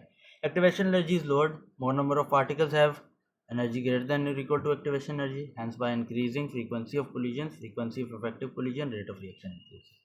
कुछ समझ आइए क्या लिखा है, पढ़ लीजिएगा, मैंने बता दिया सारा। अब ज़रा इधर आ जाए, ये हज़ारों कोई 200 के नंबर ऑफ कैटलिस्ट की प्रॉपर्टीज़ है जो आपने याद करना है। यहाँ पे कैटलिस्ट से डिफाइंड हुआ है, ठीक है, रट्टा लगाना है, बहुत कड़ाकेदार किस्म का रट्टा, ठीक है, रट्टे पे कॉम्प्रोमाइज़ ना करें। जो नोट्स लिखवा रहा हूँ ना उनको रट्टा लगाएं, ठीक है, जो पॉइंट्स मैं बोलता हूँ उनको भी लिखा करें, ठीक है, खुद से नोट्स मेकिंग एबिलिटी आपकी बनेगी, इससे पूरी ज़िंदगी काम आएगी। वो डिटेल में आप हर चीज़ को स्टडी करेंगे और उसके नोट्स बनाएंगे, समरी नोट्स। समझ आ रही है? तो इसलिए जो बोल रहा हूँ उसको लिखते रहा करें, क्योंकि समझ वमझ बाद में याद नहीं रहती, वो एट द टाइम समझ आती है, उसी के फ़ौरन बाद अगर आप वो नोट्स याद कर लें तो फिर वो रिटेन रहता है, ठीक है जी। कैटलिस्ट क्या होता है सुन लें। Speeds up a reaction without being used up, यानी आपने अगर 10 ग्राम्स ऑफ एक कैटलिस्ट डाला, ठीक है ना, ग्राम इसलिए बोल रहा हूँ समझ आती है, वरना हम तो मोल्स में बात करते हैं। 0.1 मोल डाला, कुछ भी ले लें वैल्यू, ठीक है, तो एंड में आफ्टर द रिएक्शन आपको कितना मिलेगा? 0.1। ये 0.1 मोल सलामत हालत में मिल जाएगा। थोड़ा सा यूज़ होने की वजह से थोड़ा थोड़ा चेंज होता रहता है, but in at O levels, IGCSE level, हम यही कहते हैं कि it does not gets distorted और चेंज, कुछ भी नहीं होता, ये एज इट इज़ वैसे का वैसे ही होता है, ठीक है। असल बात विदाउट बीइंग यूज्ड अप का ये है, इधर देखें, केमिकली अनचेंज। देखें केमिकली की बात जब भी आएगी तो आपने एक चीज़ ज़हन में लानी है कि केमिकल चेंज और chemically unchanged is related to chemical जी प्रॉपर्टीज़। और केमिकल प्रॉपर्टी क्या है? बिगेस्ट केमिकल प्रॉपर्टी क्या है आपके पास? रिएक्शन, ठीक है, यानी रिएक्शन उससे कुछ नहीं होता। केमिकल प्रॉपर्टी अगर वो कोई चीज़ ऐसी है जो कैटलिस्ट है, इधर कहीं और रिएक्शन करेगी, तो जिस तरह वो विदाउट न्यू जिस तरह करेगी उसी तरह वो एज कैटलिस्ट यूज्ड कैटलिस्ट भी रिएक्ट करेगा, ठीक है। एग्जांपल देख लें इसकी, N2 है प्लस 3H2 है गिव्स यू 2NH3 है। इसको डिटेल में पढ़ेंगे बाद में तो समझ आएगी आपको, ठीक है। ये रिएक्शन हुआ है, इसमें फाइनली डिवाइडेड आयरन यानी पाउडर्ड आयरन कह लें, फाइन पाउडर हमने पढ़ा था पार्टिकल साइज में, small particle as catalyst use होता है। ये रिएक्शन जब हो जाता है, ठीक है, जब ये रिएक्शन हो जाता है तो ammonia as it is iron Fe as it is after the end of reaction इसी तरह पड़ा होता है, वो कैटेलाइज करता है, ठीक है। कैसे करता है? ये ए लेवल रिएक्शन किनेटिक्स की बात है, अभी के लिए ना इतना टाइम है, टाइम भी हो तो फिर भी नहीं होता, ठीक है। एक बात फिर भी बता देता हूँ कि केमिकली अनचेंज का मतलब ये नहीं है कि रिएक्शन में पार्टिसिपेट नहीं कर सकता, ठीक है। Catalyst at the same time reaction भी कर सकता है, ठीक है, लेकिन at the end as it is उसी तरह मिल जाएगा, ठीक है। इसको डिटेल में ए लेवल में पढ़ेंगे, अभी इसको पढ़ने की जरूरत नहीं है। समझ आ रही है जी? ये क्या है? Provides an alternative pathway of lower activation energy. इसका क्या मतलब है? ये ओरिजिनल एक्टिवेशन एनर्जी ये थी, इसने अल्टरनेटिव रिएक्शन पाथवे प्रोवाइड किया। अब रिएक्शन इधर से पहुंचने के बजाय इधर से जाएगा, यानी कि आप इस्लामाबाद टू लाहौर जा रहे हैं, GT रोड से जाने के बजाय मोटरवे से जाते हैं। एक नई मोटरवे बन रही है इस्लामाबाद टू खारियाँ, ठीक है, टू सियालकोट टू लाहौर, ठीक है। ये इस वाली ये जो मोटरवे है M2 इस्लामाबाद लाहौर मोटरवे, इससे 90 किलोमीटर कम डिस्टेंस है इसका, लेस डिस्टेंस, मतलब ये 365 को जिस तरह करके है, मुझे एग्जैक्ट याद नहीं है, ये कोई 275 कुछ इस तरह करके बनेगी, ठीक है, प्लान्स में है, ठीक है। तो अब कोई इससे भी जा सकता है, इससे भी जा सकता है, ये आप समझ लें एक्टिवेशन एनर्जी कम हो गई है 90, और 275 अब न्यू एक्टिवेशन एनर्जी है, डिक्रीज एक्टिवेशन एनर्जी, समझ रहे हैं। इससे आपका टाइम कम हो जाएगा, तो टाइम कम होगा, स्पीड क्या हो जाएगी, इंक्रीज। वैसे स्पीड मैं बोंगी मार रहा हूँ, स्पीड तो आपके वो गाड़ियों में और होता है, बट केमिस्ट्री के टर्म्स में ये बात हो रही है, ठीक है। ज़ाहिर है जो केमिस्ट्री पढ़ रहा है उसको फिजिक्स भी पढ़ रहा होगा, इसलिए ये वाली चीज़ें सेंस बनाती रहती, ठीक है। किधर थे भाई हम,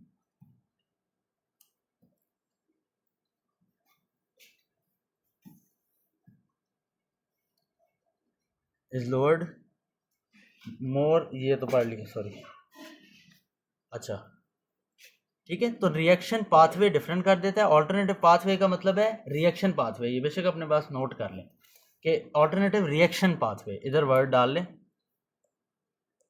इस जगह पे, ऑल्टरनेटिव रिएक्शन पाथवे, ठीक हो गया, of lower activation energy that is it decreases the activation energy of a reaction, ठीक है जी। Hence more collisions now have enough energy, so reaction happens, समझ आ गई या दोबारा कोई चीज़ एक्सप्लेन करनी है, ये मैं बता चुका हूँ। मोर एनर्जी नाउ है, more collision now have enough energy, particles हमने कहा energy with number of particles with energy greater than equal to activation energy increase, उसमें से कुछ पोर्शन काइनेटिक एनर्जी में कन्वर्ट, जिसकी वजह से वेलोसिटी इंक्रीज, उसकी वजह से रेट ऑफ रिएक्शन इंक्रीज। तो यही वाली बात इधर लिखी हुई है, ये एलैबोरेटेड फॉर्म में लिखा हुआ है, ठीक है। इसको बेशक इस जगह पे आप पॉइंट के साथ ये वाली कहानी लिख भी सकते हैं, ठीक है, कि number of particles with energy, वैसे लिखी भी होगी कहीं पे, ना लिखी हुई तो इस स्लाइड के एंड पे मैं लिखवा दूंगा, अभी लिखने की ज़रूरत नहीं, ठीक। सेंस बना लेना, लेक्चर सेंस ही आपको नोट्स के बनाती है, ठीक है। Does not change the products, जाहिर है खुद ही केमिकली अनचेंज है तो प्रोडक्ट्स को कैसे चेंज करेगी, ठीक है। और overall enthalpy change, delta H पढ़ चुके हैं, डेल्टा एच से इसका कोई लेना देना नहीं होता, डेल्टा एच तो energy of reactants minus energy of products होता है, ऐसे ही है ना, final minus initial energy of products minus energy of reactants होता है, तो यहाँ तो उसका कोई लेना देना नहीं, ये तो इंटरमीडिएट से जो बीच में एटम्स बनते हैं उसका और उसके दरम्यान एनर्जी होता है, required energy to for the bond breaking, ठीक है, रिएक्शन टू स्टार्ट, जो भी कह लें।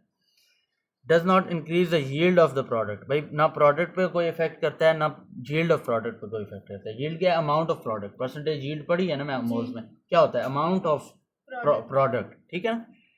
But increases the rate of reaction, एमी बांगी बातें बार बार लिखी हुई, लेकिन याद कर लेना, इसमें सिर्फ डज नॉट इंक्रीज यील्ड आपने इस तरह याद करना होता है। Provides an alternative pathway of lower activation energy, आगे कहानी है। does not change products, does not change overall enthalpy change, does not change yield, ठीक है। only a small amount of catalyst is needed to increase the rate of a reaction by lowering activation energy।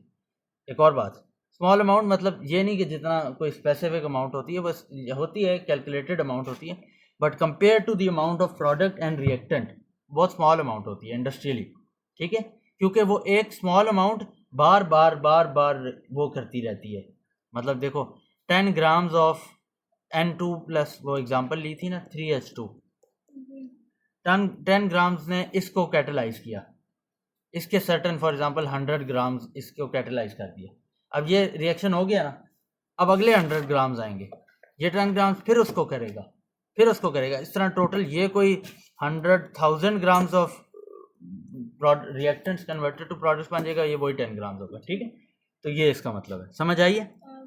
इस 100 से 10 को compare करें तो इतना आपको नहीं डिफरेंस नजर आएगा, लेकिन 100,000 को अगर 10 से करें, ठीक है, तो ये असल में इसकी वजह से स्मॉल अमाउंट हम कहते हैं, समझ आइए। क्या कहते हैं, catalyst is selective in its action, her reaction का अपना कैटलिस्ट होता है, ये नहीं होगा कि Fe अगर कैटलिस्ट है तो जितने भी रिएक्शन हो रहे हैं सबको कैटलाइज कर देगा, नहीं, it is specific for a reaction. हो सकता है 2 रिएक्शंस को करे, लेकिन उन 2 का भी आपस में ये कोई लिंकेज नहीं होगा, ठीक है, स्पेसिफिक होता है। इस तरह कॉपर किसी का है, ठीक है, इसी तरह और किसी का है, कोई कंपाउंड किसी का है, तो वो सिलेक्टिव है, ठीक है, स्पेसिफिक है। दिस मीन्स वन कैटलिस्ट, या आगे वही है, can not speed up all types of reaction, different catalyst speed up different reaction, ठीक है जी। अच्छा, वो 6 पॉइंट से यहाँ पे वो पॉइंट आ नहीं रहा था, मैंने ज़्यादा टाइम ज़ाया करने की कोशिश नहीं की। 7th और 8th पॉइंट कंटिन्यू करें अगर नंबरिंग कर रहे हैं तो जी। फिजिकल अपीयरेंस ऑफ कैटलिस्ट में change at the end of reaction. इसकी एग्जांपल दूं? जी जहन में नहीं आ रही यार। वो क्लाउडी कल पढ़ा था हमने, क्या था क्लाउडी, क्या बना था वो? सल्फर। फॉर एग्जांपल किसी के रिएक्शन में सल्फर प्रोड्यूस हो रहा है। अब सल्फर है, ये हम identification of ions and gases में ये डिटेल में कलर्स भी पढ़ेंगे चीज़ों के, वहाँ पे याद करना, अभी याद करने की ज़रूरत नहीं। क्लाउडी से कलर, इसकी वजह से ये क्लाउडी से कलर के, ठीक है ना जी। यहाँ पे एक रिएक्शन है, और एक आयरन फॉर एग्जांपल है, या आयरन की जगह आप कह लें, फॉर एग्जांपल आप एज्यूम करें, मुझे अब जहन में नहीं आ रही कोई ख़ास एग्जांपल, कॉपर है जो हो रहा है, क्या हो रहा है, कैटलिस्ट है। कॉपर अब होता है, कॉपर आपने वायर देखी होगी, सिल्वर से रंग का होता है, ठीक है। अब ये रिएक्शन हुआ ना, फिजिकल अपीयरेंस क्यों बदल गई, ये आया, अपीयरेंस होता है देखने में कैसा लग रहा है, ठीक है, ये आया, इस पे ये क्लाउडी सल्फर ऊपर आके ऐसे, वो क्लाउडी से कलर का हो गया, ठीक है। इसकी वजह से आपको क्या नजर आएगा, वो क्लाउडिश सिल्वर कलर का नजर आएगा। तो फिजिकल अपीयरेंस आप कहेंगे बदल गई है। तो वो केमिकली सेम होता है, चीज़ भी सेम होती है, सिर्फ ऊपर कुछ डिपॉजिट या ऊपर कलर किसी चीज़ का। इसी तरह क्लोरीन जो है ग्रीनिश येलो गैस है, अब कॉपर पे क्लोरीन थोड़ी बहुत आके पड़ जाए, ठीक है, या उसकी वजह से कलर आ जाए उसका, ठीक है, तो क्या होगा, वो कलर चेंज होगा। वो कलर चेंज की वजह से कहते हैं फिजिकल अपीयरेंस चेंज हुई है। वो चीज़ वही होती है, चीज़ में कोई फर्क नहीं पड़ता, ठीक है।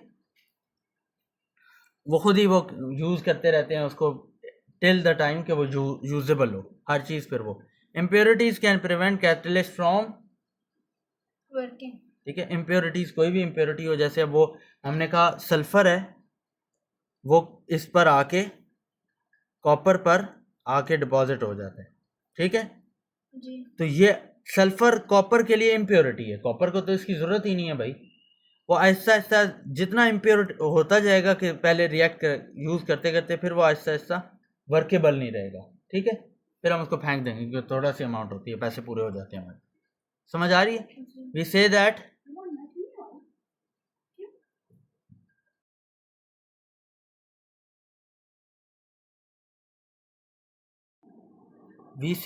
the catalyst is poisoned or inactivated by impurities। Inactivated, active वो होगा जो काम करेगा, इनएक्टिव है जो काम नहीं कर रहा, सही है।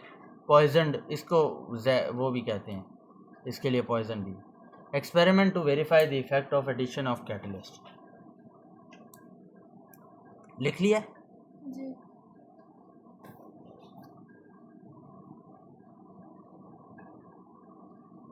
ठीक है। नेक्स्ट एक्सपेरिमेंट पढ़ते हैं। अच्छा जी, नेक्स्ट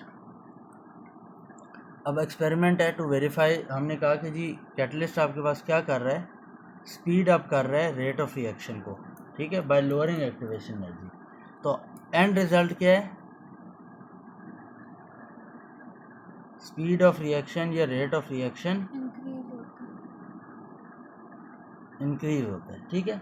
इस चीज़ को हमने वेरीफाई करना है एक्सपेरिमेंट में। एक्सपेरिमेंट देख लें क्या है। एक्सपेरिमेंट है कि जी 2H2O2 aqueous solution gives you 2H2O plus O2, ये आपके पास हाइड्रोजन पर ऑक्साइड की डीकम्पोजिशन है,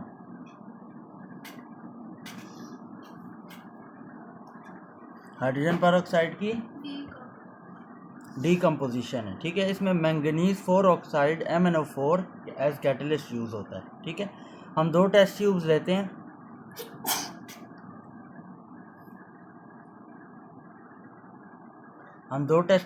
हैं, A B, ठीक है जी। इन दोनों में 10 cm³ ऑफ H2O2 ऐड कर देते हैं, उसने डीकम्पोज होना है। नॉर्मली ये वेरी स्लोली डीकम्पोज होता है, ठीक है। इस एक के अंदर हम क्या करते हैं, ए के अंदर MnO4 भी ऐड कर देते हैं कैटलिस्ट, इसके अंदर नहीं करते। बाहर क्या करते हैं, सॉरी, एक ग्लोइंग स्प्लिंट रखते हैं, ठीक है जी। क्या करते हैं? ग्लोइंग स्प्लिंट क्या है? माचिस जला लें, कोई भी चीज़ जला के रख लें। ये हम टेस्ट फॉर गैसेस में पढ़ेंगे कि ऑक्सीजन का टेस्ट है glowing splint. Identification of ions and gases में पढ़ेंगे, जो कि एसिड बेसिस सॉल्ट्स में सॉल्ट्स के अंदर पढ़ रहे होंगे, ठीक है जी। ये ग्लोइंग स्प्लिंट रखते हैं, सही है। इधर कोई ग्लोइंग स्प्लिंट नहीं रखा, नहीं रखा, इधर भी रखेंगे भाई। ऑक्सीजन को टेस्ट कर रहे हैं ना कि ऑक्सीजन प्रोड्यूस हुआ है या नहीं हुआ, ठीक है। वैसे ये रिएक्शन बहुत स्लो है, क्या है, ठीक है। मैंगनीज फोर ऑक्साइड इसको क्या करेगा? स्पीड अप करेगा, ठीक है जी जी। वो लोअर एक्टिवेशन, वो सारी कहानी है, ठीक है। इसका मतलब आपके कैलकुलेशन के मुताबिक इधर रिएक्शन क्या होना चाहिए? फास्ट होना चाहिए। डिकम्पोजिशन स्टार्ट होगी, इधर स्लोली स्लोली स्टार्ट होगी, ठीक है जी। इधर बहुत तेज होगी। पता कैसे लगेगा? ये जो ग्लोइंग स्प्लिंट है ना, ये इग्नाइट करने लग जाएगा। इग्नाइट का मतलब और भड़केगी आग, बढ़ेगी, हवा से जिस तरह बढ़ती नहीं है इस तरह से ये बहुत ज़्यादा बढ़ेगी, ठीक है। बर्निंग के लिए 3 रिक्वायरमेंट्स होती हैं। फ्यूल, वो आपने फायर किया हुआ है, फ्यूल लकड़ी कोई भी चीज़ जो बर्नेबल हो। ऑक्सीजन और इग्निशन सोर्स, सब कुछ है, आग लगी हुई है, वो भड़केगी यहाँ पे बहुत हल्की होगी या नहीं होगी, देखने से वाज़े फ़र्क नज़र आएगा, ठीक है। तो इससे पता लगेगा कि मैंगनीज फोर ऑक्साइड जो डाला था उसने क्या किया? Speed up reaction. बाकी सारा कुछ इसमें सेम है, ठीक है, स्पीड अप रिएक्शन किया। ये है आपके पास एक्सपेरिमेंट टू वेरीफाई। बनाना है, बना लेंगे। अच्छा जी, अगर एक्सपेरिमेंट आपको समझ आ गया तो नेक्स्ट मूव करेंगे चॉइस ऑफ अ कैटलिस्ट। अब चॉइस ऑफ अ कैटलिस्ट क्या है?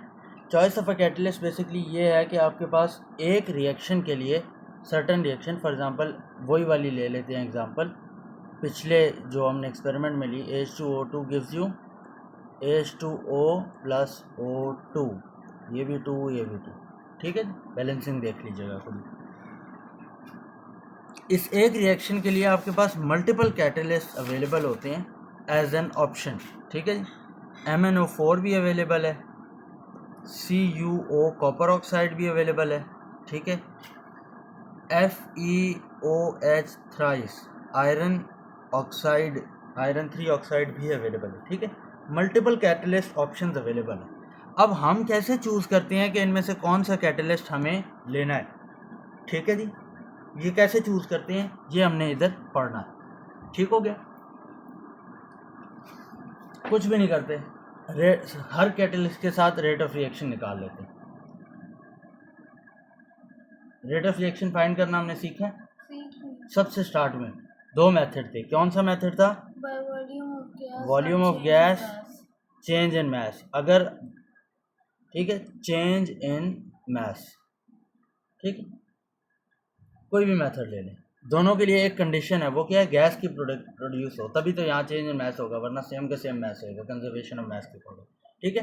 तो कोई भी मेथड से आप क्या करें, वो कर लें। हम क्या करते हैं, वॉल्यूम ऑफ गैस वाले से इधर स्टडी कर लेते हैं। कोई भी हो सकता है, एटीपी में कोई भी आपको आ सकता है, तो आपको पता होना चाहिए, ठीक है। एक हम स्टडी कर लेते हैं for example, as an example, ठीक है। ये क्या है?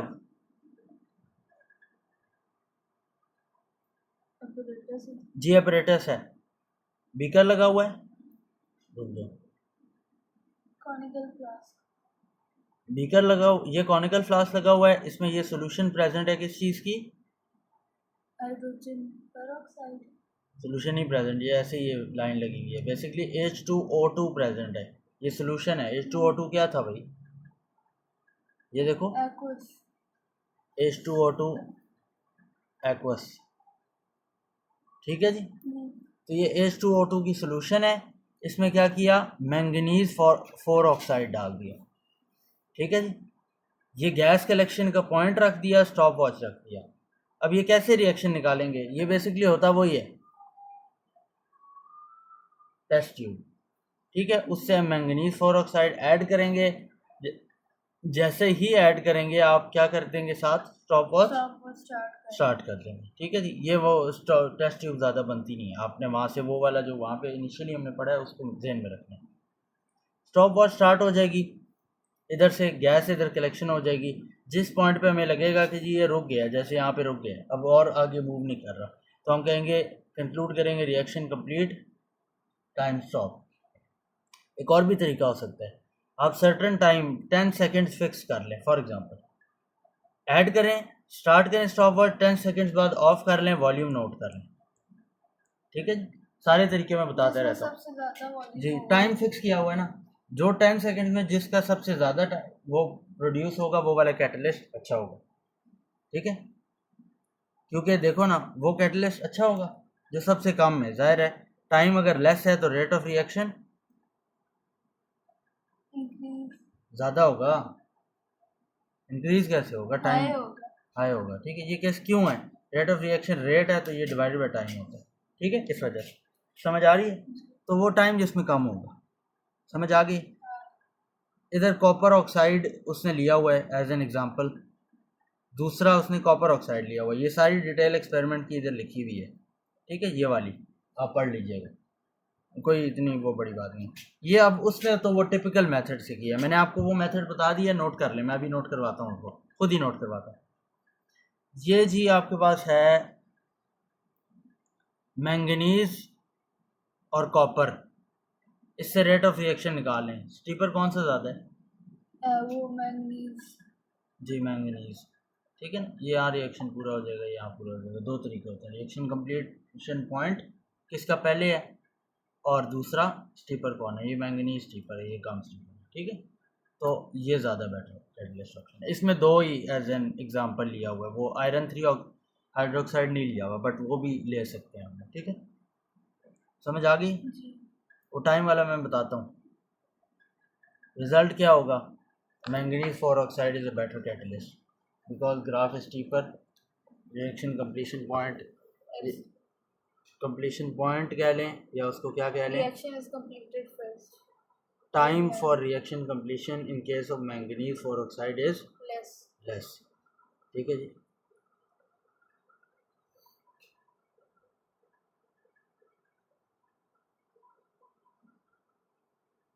इधर लिख लें। ठीक है, या इसके बाद लिख लें, यहाँ पे लिख लें, sorry.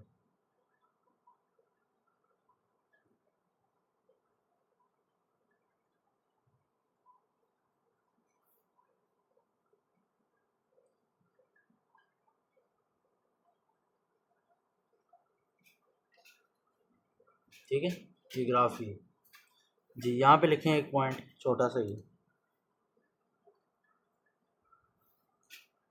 another method is to fix time 10 seconds। ठीक है जी, another method is to fix time for 10 seconds / 20 कोई एक टाइम। ठीक है, and perform experiment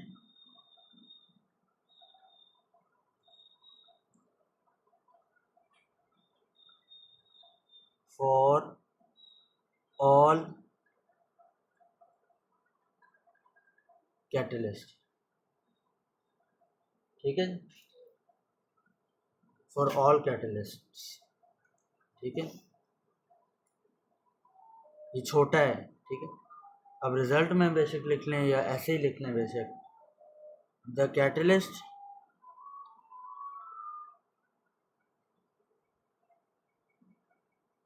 requiring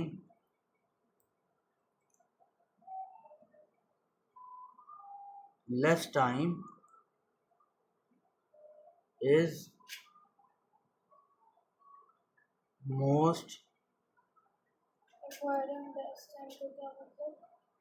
requiring less time का मतलब है, या यूटिलाइजिंग लेस टाइम कर लें, मतलब सबसे कम टाइम यूज़ कर लें। फॉर नहीं, एक Produce सेकेंड, gas. सॉरी, इसको चेंज करते हैं। दी रिक्वायरिंग लेस टाइम तो हमने फिक्स किया हुआ है, I am really sorry. The catalyst producing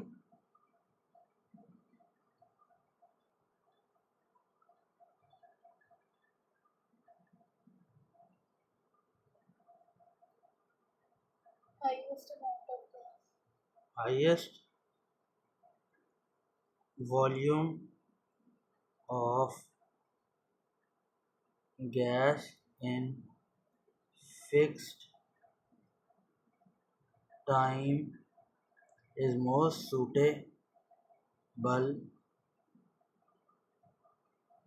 suitable, ठीक है, ये नोट कर लो। अगर ऊपर किसी रहता है मैं ऊपर कर देता हूँ, फिर वो भी कर लेंगे। हो गया? बस मैंने स्लो मैसेज ज़्यादा स्लो लगता है, तो देख लें, नहीं हुआ तो कोई स्क्रीन शॉट ले लीजिए जिसका नहीं होगा। चलो, एक्सप्लेनेशन क्या है? अगर आप वो ऊपर वाला पहला मेथड यूज़ कर रहे हैं तो फिर ग्राफ स्टीपर होगा, ठीक है, टाइम लेस रिक्वायर्ड होगा, ठीक है, और उससे मोस्ट सूटेबल हो जाए। और अगर दूसरा कर रहे हैं तो वो तो मैंने लिख दिया है, ये वाला उसका रिजल्ट है, ठीक है।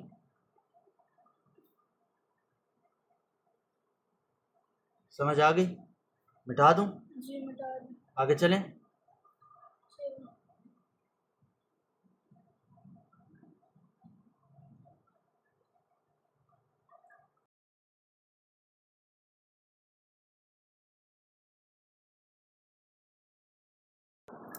अच्छा जी, अब जो बायो पढ़ते हैं उनके लिए तो काफ़ी आसान काम है, कंप्यूटर वालों के लिए काफ़ी मुश्किल है। एंजाइम्स, ठीक है जी, बायो वालों को तो पता ही है क्या होता है, किस तरह करता है, कैसे करता है, क्या नहीं करता, क्या करता है, क्यों, कैसे करता है, कब करता है, ठीक है। एक वक्त होता था 2000s के स्टार्ट में, मेरी मालूमात के मुताबिक, नाकिस मालूमात के मुताबिक, बायोलॉजी का काफ़ी ज़्यादा पोर्शन ए लेवल्स में होता था। अब उधर भी बहुत कम है, और उसकी बड़ी वजह यही है, कंप्यूटर साइंस वालों को तो कुछ पता ही नहीं होता था, उनका ग्रेड ख़राब होता था इस वजह से। बट एक मेजर पोर्शन होता था, और अभी भी कुछ चीज़ें होती हैं, बट वो इतनी होती हैं कोप अप कर सकते हैं। जैसे ओ लेवल्स में ये एंजाइम्स का है, ठीक है, अभी क्वेश्चन भी आएगा एंजाइम क्या होती है, ठीक है। देखें, ह्यूमन बॉडी के अंदर आपको इतना तो पता ही होगा, कंप्यूटर वालों को बायो वालों को तो पता है, मैं उनको ना भी कुछ समझाऊं तो उनको पता है क्या चीज़ है क्या नहीं है, इल्ला है कि वह बायो उन्होंने कभी पढ़ी नहीं। तो एंजाइम देखें, ह्यूमन बॉडी में at every time metabolic reactions हो रहे हैं, ठीक है। मेटाबॉलिक रिएक्शन क्या होता है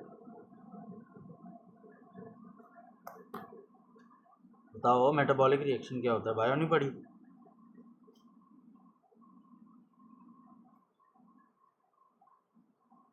नहीं याद?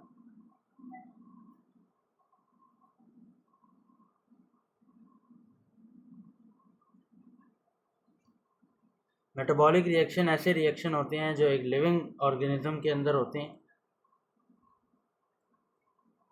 ठीक है, एक बात। दूसरा वो होते हैं, रिएक्शन तो केमिकल होता है ना, इतना तो पता ही है ना, फिजिकल रिएक्शन तो कोई नहीं होता।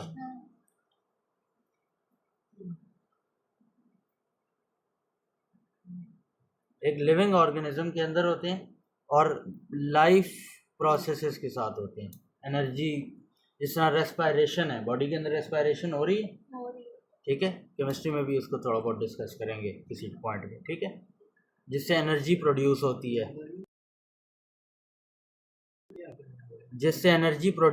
है, ठीक है, तो वो रेस्पायरेशन है, वो एक मेटाबॉलिक रिएक्शन है। इस तरह स्टमक में डाइजेशन के दौरान रिएक्शंस होते हैं, ठीक है।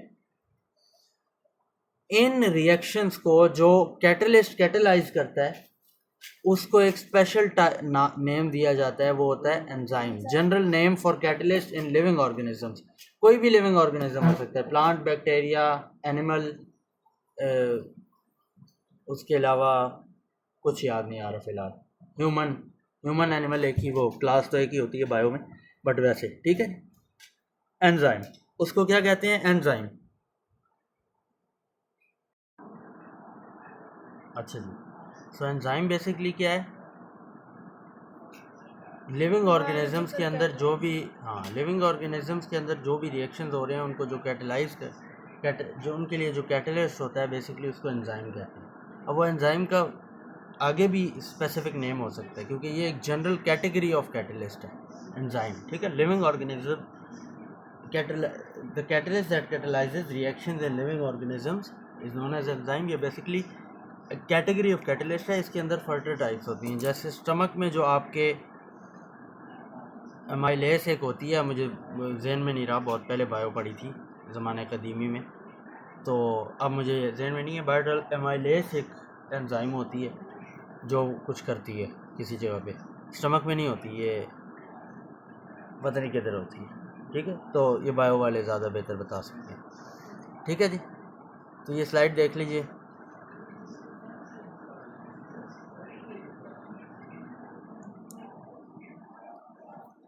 ये जो बेसिकली एंजाइम्स होती हैं इनको हम, क्योंकि ये लिविंग ऑर्गेनिजम्स के अंदर करती हैं, तो हम इनको बायोलॉजिकल कैटलिस्ट कह देते हैं। बायोलॉजी जो होती है वो लिविंग ऑर्गेनिजम्स को डील करती है ना, तो बायोलॉजिकल कैटलिस्ट कह सकते हैं। Catalyse chemical reaction inside living things, plants, animals, जो भी, ठीक है जी। अब ये करती कैसे हैं कैटलाइज?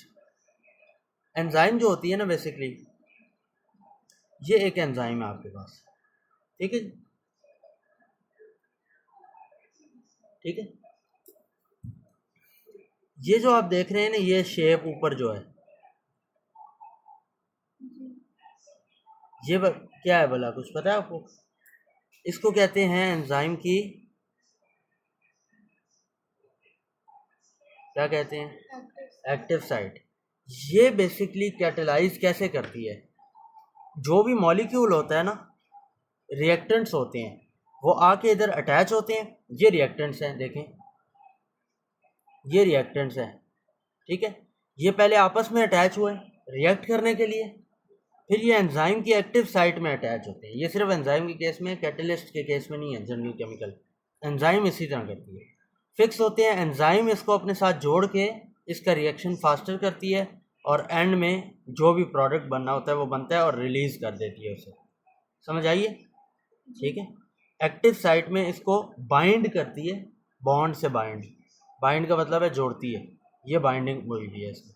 बाइंडिंग का तो पता है ना आपको, जो आप उस चीज़ की होती है, ठीक है। बाइंड करती है और फिर उसको रिलीज कर देती है, ठीक है, जो भी प्रोडक्ट बनता है उसके बाद। ठीक हो गया। ये अब रिएक्शन है, reactant A plus B in the presence of enzyme C gives you product A B, ठीक है। ये अब कंबाइन होके ए बी बन गए, सही हो गया।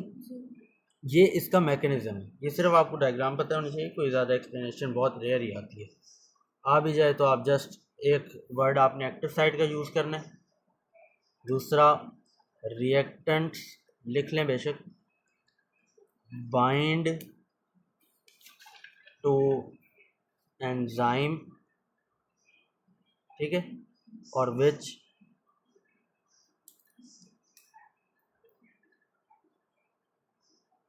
catalyzes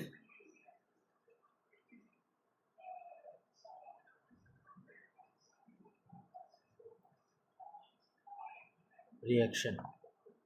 सही हो गया।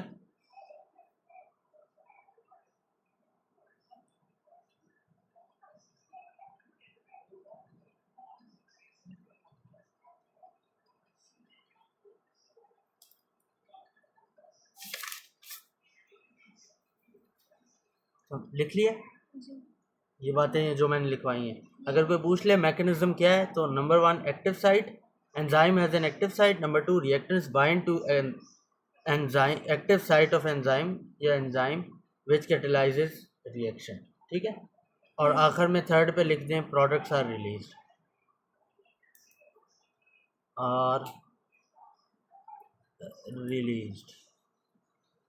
सही है, समझ आ गई? लिख लिया ये? हाँ लिखा है।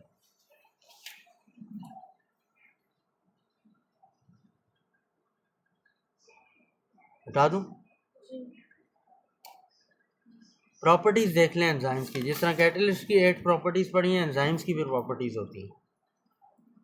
मेड अप ऑफ प्रोटीन्स, ठीक है जी। Very specific in their actions, क्योंकि कैटलिस्ट है, कैटलिस्ट स्पेसिफिक होता है, सिलेक्टिव होता है। इसी तरह एंजाइम भी सिलेक्टिव होती है। Each enzyme can catalyse a specific type of reaction only because of its active site. Third, inactive by heating. अगर एक टेम्परेचर ज़्यादा होता है यूजली मोस्ट एंजाइम्स जो वर्क करती हैं वो एक ऑप्टिमम टेम्परेचर पे करती हैं। उनके लिए हम ये ऑप्टिमम टेम्परेचर होता है जिस पे कोई भी एंजाइम बेस्ट वर्क करती है, ठीक है, ऑप्टिमम टेम्परेचर पे करती हैं। ह्यूमन बॉडी के लिए ये ऑप्टिमम टेम्परेचर 37 डिग्री सेल्सियस होता है, ठीक है जी। Above 40 to 45 degree Celsius most enzymes जो होती हैं आपके पास, ये बायो की बातें, ये ऑप्टिमम टेम्परेचर मैंने लिखा हुआ भी है इधर। इसकी जो शेप होती है ना, बेसिकली एक्टिव साइट जो होती है, जो मैंने आपको बताया, ये जो होती है वो डिफॉर्म हो जाता ये डिफॉर्म हो जाती है, ये समझो ऐसे हो जाएगी, ठीक है। अब इसमें अगर ये ऐसे हो जाए तो ये बाइंड नहीं कर सकता, बाइंड नहीं कर सकता तो कैटेलाइज रिएक्शन नहीं हो सकता, इसलिए these are sensitive to heat. समझ आइए, enzymes are sensitive to heat, very sensitive. इसी तरह very sensitive to pH changes, कई लो पीएच पे काम करती हैं, कई न्यूट्रल पे, कई हाई पीएच पे, कई किस पे, कई किस पे। तो पीएच जिस तरह टेम्परेचर, ऑप्टिमम पीएच भी इसी तरह होता है, ठीक है। Optimum pH, optimum basically conditions होती हैं, optimum temperature and optimum pH.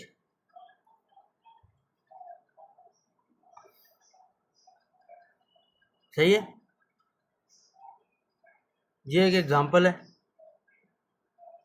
ये कौन सा रिएक्शन है, ऑर्गेनिक केमिस्ट्री में अल्कोहल्स में पढ़ेंगे,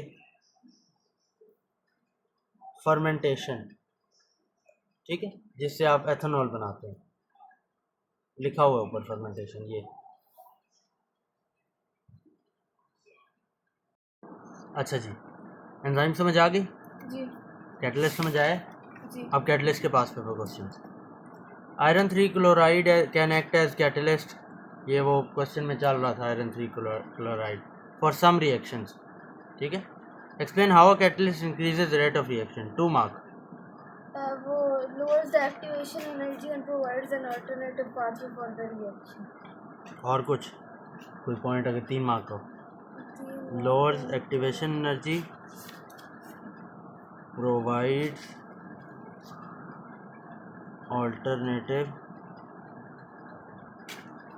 pathway for the reaction. for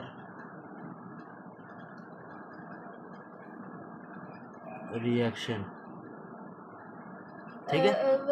और जब एक्टिवेशन एनर्जी लोअर हो जाती है तो कोलिजन का रेट भी, frequency of collision number of particles with energy greater than equal to activation energy increase होते हैं। तो कोलिजन वो बाद में आपने जाना है, पहले ये इंपॉर्टेंट, ज़्यादा इंपॉर्टेंट पॉइंट है। Alternative reaction pathway, lower activation energy, 2 mark का हो तो यही लिखना है, तीसरा पॉइंट कोई नहीं लिखना, ठीक है, या इसके इन दो के अलावा भी कोई नहीं लिखना। समझ आ गई। Next, photosynthesis is a reaction that occurs in leaves of green plants, ये फोटोसिंथेसिस रिएक्शन है, ठीक है। 6CO2 + 6H2O gives you C6H12O6 + 6O2। और इधर एक चीज़ होती है, वो क्या होता है, सनलाइट। ये इन द प्रेजेंस ऑफ सनलाइट होता है, बेसिकली यूवी रेडिएशंस के प्रेजेंस में होता है, ठीक है। सनलाइट यूवी रेडिएशंस देती हैं, यूवी अल्ट्रावायलेट रेडिएशंस, उसकी प्रेजेंस पे ये रिएक्शन हो रहा होता है, ठीक है जी। इधर देख लें, reaction is endothermic and is catalysed by enzymes, ठीक है। प्लांट एंजाइम्स में, ये प्लांट में रिएक्शन होता है तो प्लांट में एंजाइम्स होते हैं। Draw an energy profile diagram for photosynthesis using the axis shown, axis, label the axis, enthalpy change, reactants and products, ये 3 चीज़ें आपने लेबल करनी है। ये एनर्जी वो प्रोफाइल डायग्राम है एनर्जेटिक्स में से कि थोड़ा सा रिवीजन। फोटोसिंथेसिस कौन सा है, एंडो एक्सो है, बताया हुआ है, वैसे आपको मैंने लिखवाया हुआ भी है। एनर्जेटिक्स की लास्ट स्लाइड जो है वो यही है, उसमें types of examples of endothermic and exothermic reaction है, ठीक है जी। ना समझ आए तो वो नोट्स खोल के जाके देख सकते हैं।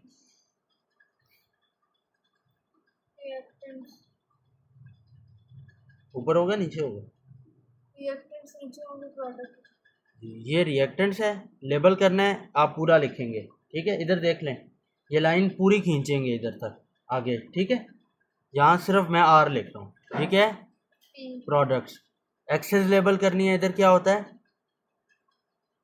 एनर्जी, इधर क्या होता है, इधर इधर क्या होता है, ये इधर लिख रहा हूँ।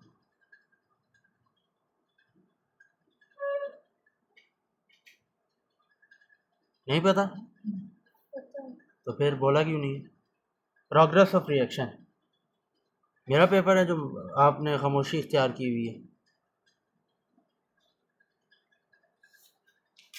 जी, ये यहाँ से लाइन खींचेंगे, ये देखें, इधर देखें,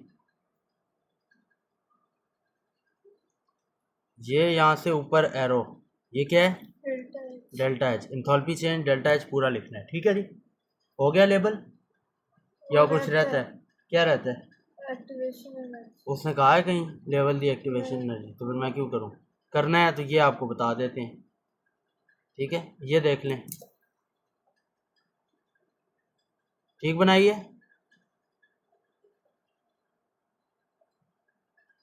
प्रोडक्ट से लेकर इंटरमीडिएट स्टेज तक ठीक बना दिए। क्यों, क्या गलत है, रिएक्टेंट से इंटरमीडिएट स्टेज। हाँ जी, रिएक्टेंट से इंटरमीडिएट स्टेज, बॉन्ड ब्रेकिंग को शो करता है, बॉन्ड ब्रेकिंग ये, तो ये क्या है, एक्टिवेशन एनर्जी, समझ आ गई। Next, what is an enzyme, एक मार्क क्वेश्चन है, जल्दी से आंसर बता दें। Biological catalyst. Enzymes are biological catalyst, पूरी डेफिनेशन बतानी है। बायोलॉजिकल कैटलिस्ट किधर है भाई, अबे यार, Biological catalyst that catalyze the reactions inside a living biological organism. catalyst that catalyze reactions in living organisms, ठीक है जी। इनसाइड इन जो भी लिखे, बता दूं, बता दूं। Next, the effect of enzymes on reaction, state the effect of enzymes on reaction. Speeds of the reaction. Act as a catalyst. हाँ जी, एक्ट एज कैटलिस्ट तो वो खुद कर रहा है, ये वो थोड़ी है। कौन सा है ये, B2,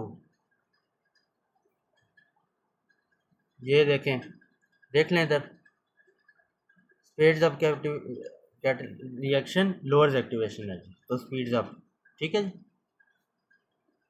explain how a catalyst such as an enzyme speed up a chemical reaction, जी बताएं इसका क्या आंसर होगा, 2 मार्क का क्वेश्चन है। It lowers the activation energy. Lowers activation energy. And provides an alternative pathway for the reaction. Alternative reaction pathway. अच्छा, next, अगर 3 mark का हो तो तीसरा पॉइंट क्या लिखेंगे, energy, number of particles with energy equal to or greater number than of the activation energy. Particles with energy greater than equal to activation energy increase, so collisions increase, ठीक है जी। State why the rate of photosynthesis increases as temperature increases, पढ़ चुके हैं हम, catalyst का नहीं है लेकिन वैसे क्वेश्चन तो पढ़ चुके हैं। देखो, टेम्परेचर इंक्रीज हो रहा है तो रेट ऑफ फोटोसिंथेसिस क्यों इंक्रीज हो रहा है, टेम्परेचर इंक्रीज, अबे रेट ऑफ फोटोसिंथेसिस क्या है, रेट ऑफ रिएक्शन जी, rate of reaction of photosynthesis, जी बताएं क्यों। टेम्परेचर इंक्रीज होगा तो हम हीट एनर्जी प्रोवाइड कर रहे होंगे। As temperature increase in temperature means we are providing heat energy which converts into kinetic energy which is directly proportional to velocity square, so velocity increases, that is movement increases। आगे बताएं आप, मैंने line बोली है ताकि लिखने पता हो लाइंस कैसे बनानी है। movement. This increases the frequency of collision. frequency of collision. जी आगे. Which further increases number of particles. frequency of collision increase Number number of particles with energy equal to or greater than greater than energy. equal to activation Activation energy increase rate of reaction. frequency of effective collision increase. जब तक effective collision collision के साथ ही नहीं होगा. इलादा से लिखना है rate of reaction increase. ये पूरी कहानी है. कितने मार्क्स का क्वेश्चन है? 2. कौन कौन से लिखेंगे? Heat energy converted to kinetic energy. Temperature increase की वजह से हुआ क्या? वेलोसिटी इंक्रीज और नंबर ऑफ पार्टिकल्स. एक ये लिख दें, एक ये लिख दें काइनेटिक एनर्जी इंक्रीज, उसकी वजह से ये हुआ effective collision increase, rate of reaction increase. समझ आ रही है? ये देख लें जी, ये देखें मार्क्स स्कीम. ये आईजी से गालिबन आईजी से सीखा था, मेरे जहन से निकल गया, मोस्ट प्रॉब्ली इसी का था. लोअर एक्टिवेशन एनर्जी, ठीक है, number of particles, more particles have energy. ये एक आपका ये, ठीक है. Different pathway, different mechanism via and enzyme complex छोड़ दें मोर सक्सेसफुल कोलिजन्स. लेकिन उसने एंजाइम की तो बात ही नहीं की. Explain why rate of photosynthesis increases as temperature. अच्छा ये मैं वो सॉरी मैं पिछला पढ़ने लग गया था. ये है वो आंसर, तो पिछले का आंसर है वो है कैटलिस्ट वाले. Have more kinetic energy particles. Kinetic energy लिखना है, मैंने बताया आपको. Successful collisions, more energetic collisions वगैरह वगैरह लिखना, और अबव एक्टिवेशन एनर्जी वाला पॉइंट भी लिखा हुआ, ठीक है. Next, the energy profile diagram for both catalyzed and uncatalyzed reaction of between N2 and H2 in the Haber process, जो कि कल पढ़ेंगे, is shown. What is the activation energy for the formation of NH3 in the presence of catalyst? ये बताएं. Activation energy in the presence of catalyst. C. A क्या है? Activation energy in the absence of catalyst. Activation energy catalyst नहीं है, ठीक है जी. B क्या है? कौन सा रिएक्शन है भाई? बी है क्या? एक मिनट, ये क्या है? बी डेल्टा एच जी. इसको देख के कुछ बता सकती हैं रिएक्शन एक्सोथर्मिक है या एंडोथर्मिक? एक्सोथर्मिक. जी. डी क्या है?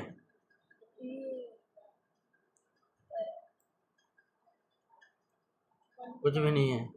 एरर 303 क्या होता है जब वो एरर 303 होता है? क्या होता है जब passpaper.com खोलें या वो वाली चीज़ खोलें? 502 सॉरी 303 भी कहीं देखा हुआ यार. वेबसाइट ना चल रही है, उस तरह के एरर आ रहे थे. शरीफ वेबसाइट की बात जी. Catalyst alter the rate of chemical reactions, which statement correctly describe the effect of adding a catalyst to a reaction. Effect of catalyst on reaction, ठीक है जी. All reactant particles have more energy and move faster. Catalyst की वजह से the activation energy is lowered. More reactant particles collide with enough energy to react. ये क्या point है ज़रा बताएंगी, एक्सप्लेन करेंगी. 3 पॉइंट. नहीं, इसमें तो एक्टिवेशन एनर्जी तो लोअर हो जाती है. More reactant particles collide with enough energy to react. ठीक है या नहीं ठीक? नहीं ठीक. Number of particles with energy greater than equal to activation energy increase का क्या मतलब होता है? इनफ एनर्जी टू, कितनी एनर्जी रिक्वायर्ड होती है रिएक्शन के लिए? तो एक्टिवेशन एनर्जी से ज़्यादा एनर्जी पार्टिकल्स के पास नहीं होती. दिमाग इस्तेमाल करना इसीलिए ज़रूरी होता है. ठीक है या नहीं ठीक? अब देखें पहला ठीक है. All reactant particles have more energy and move faster. Move faster का क्या मतलब है? वेलोसिटी इंक्रीज होगी। कहाँ लिखा हुआ वेलोसिटी इंक्रीज? वेलोसिटी इंक्रीज होगी जब किनेटिक एनर्जी इंक्रीज होगी। दूसरा एमसीक्यू आंसर देख लेते हैं, कंफर्म कर लेते हैं एक बार।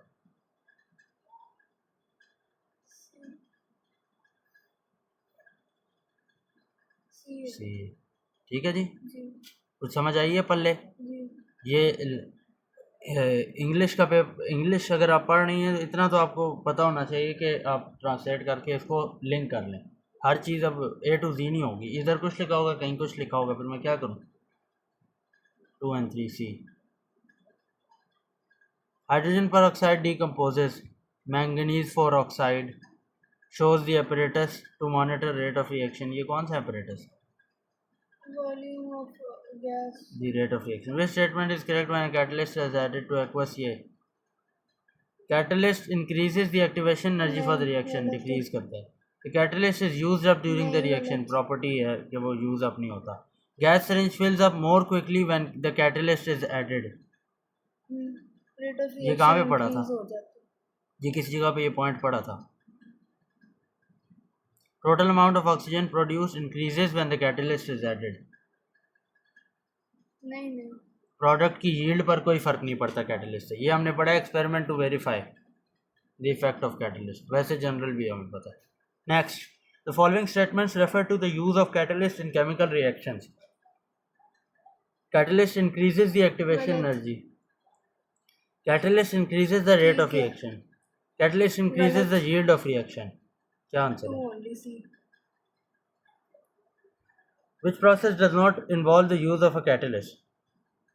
इन फ्यूचर या कर लेंगे, पता लग जाएगा। Extraction of iron from hematite, metals में पढ़ेंगे कि ये नहीं करता। Manufacture of sulphur trioxide next chapter में पढ़ेंगे कि ये करता है यूज़। ठीक है, सॉरी गलत कह दिया।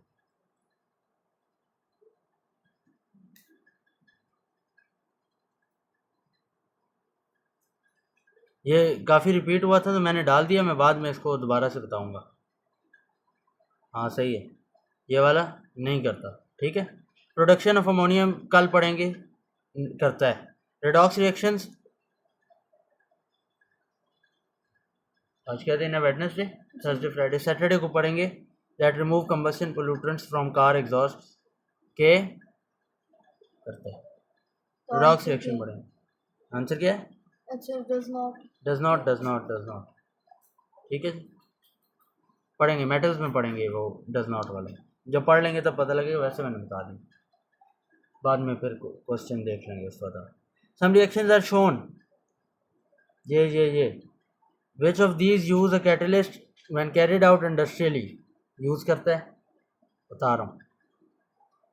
अभी याद नहीं करना, वैसे डाले हुए हैं ताकि बाद में यही स्लाइड्स खोल के फिर मैं ये वाले क्वेश्चंस करा दूँ एंड में, इसलिए डाल दिए, वरना फिर ढूंढना मुश्किल हो जाता है।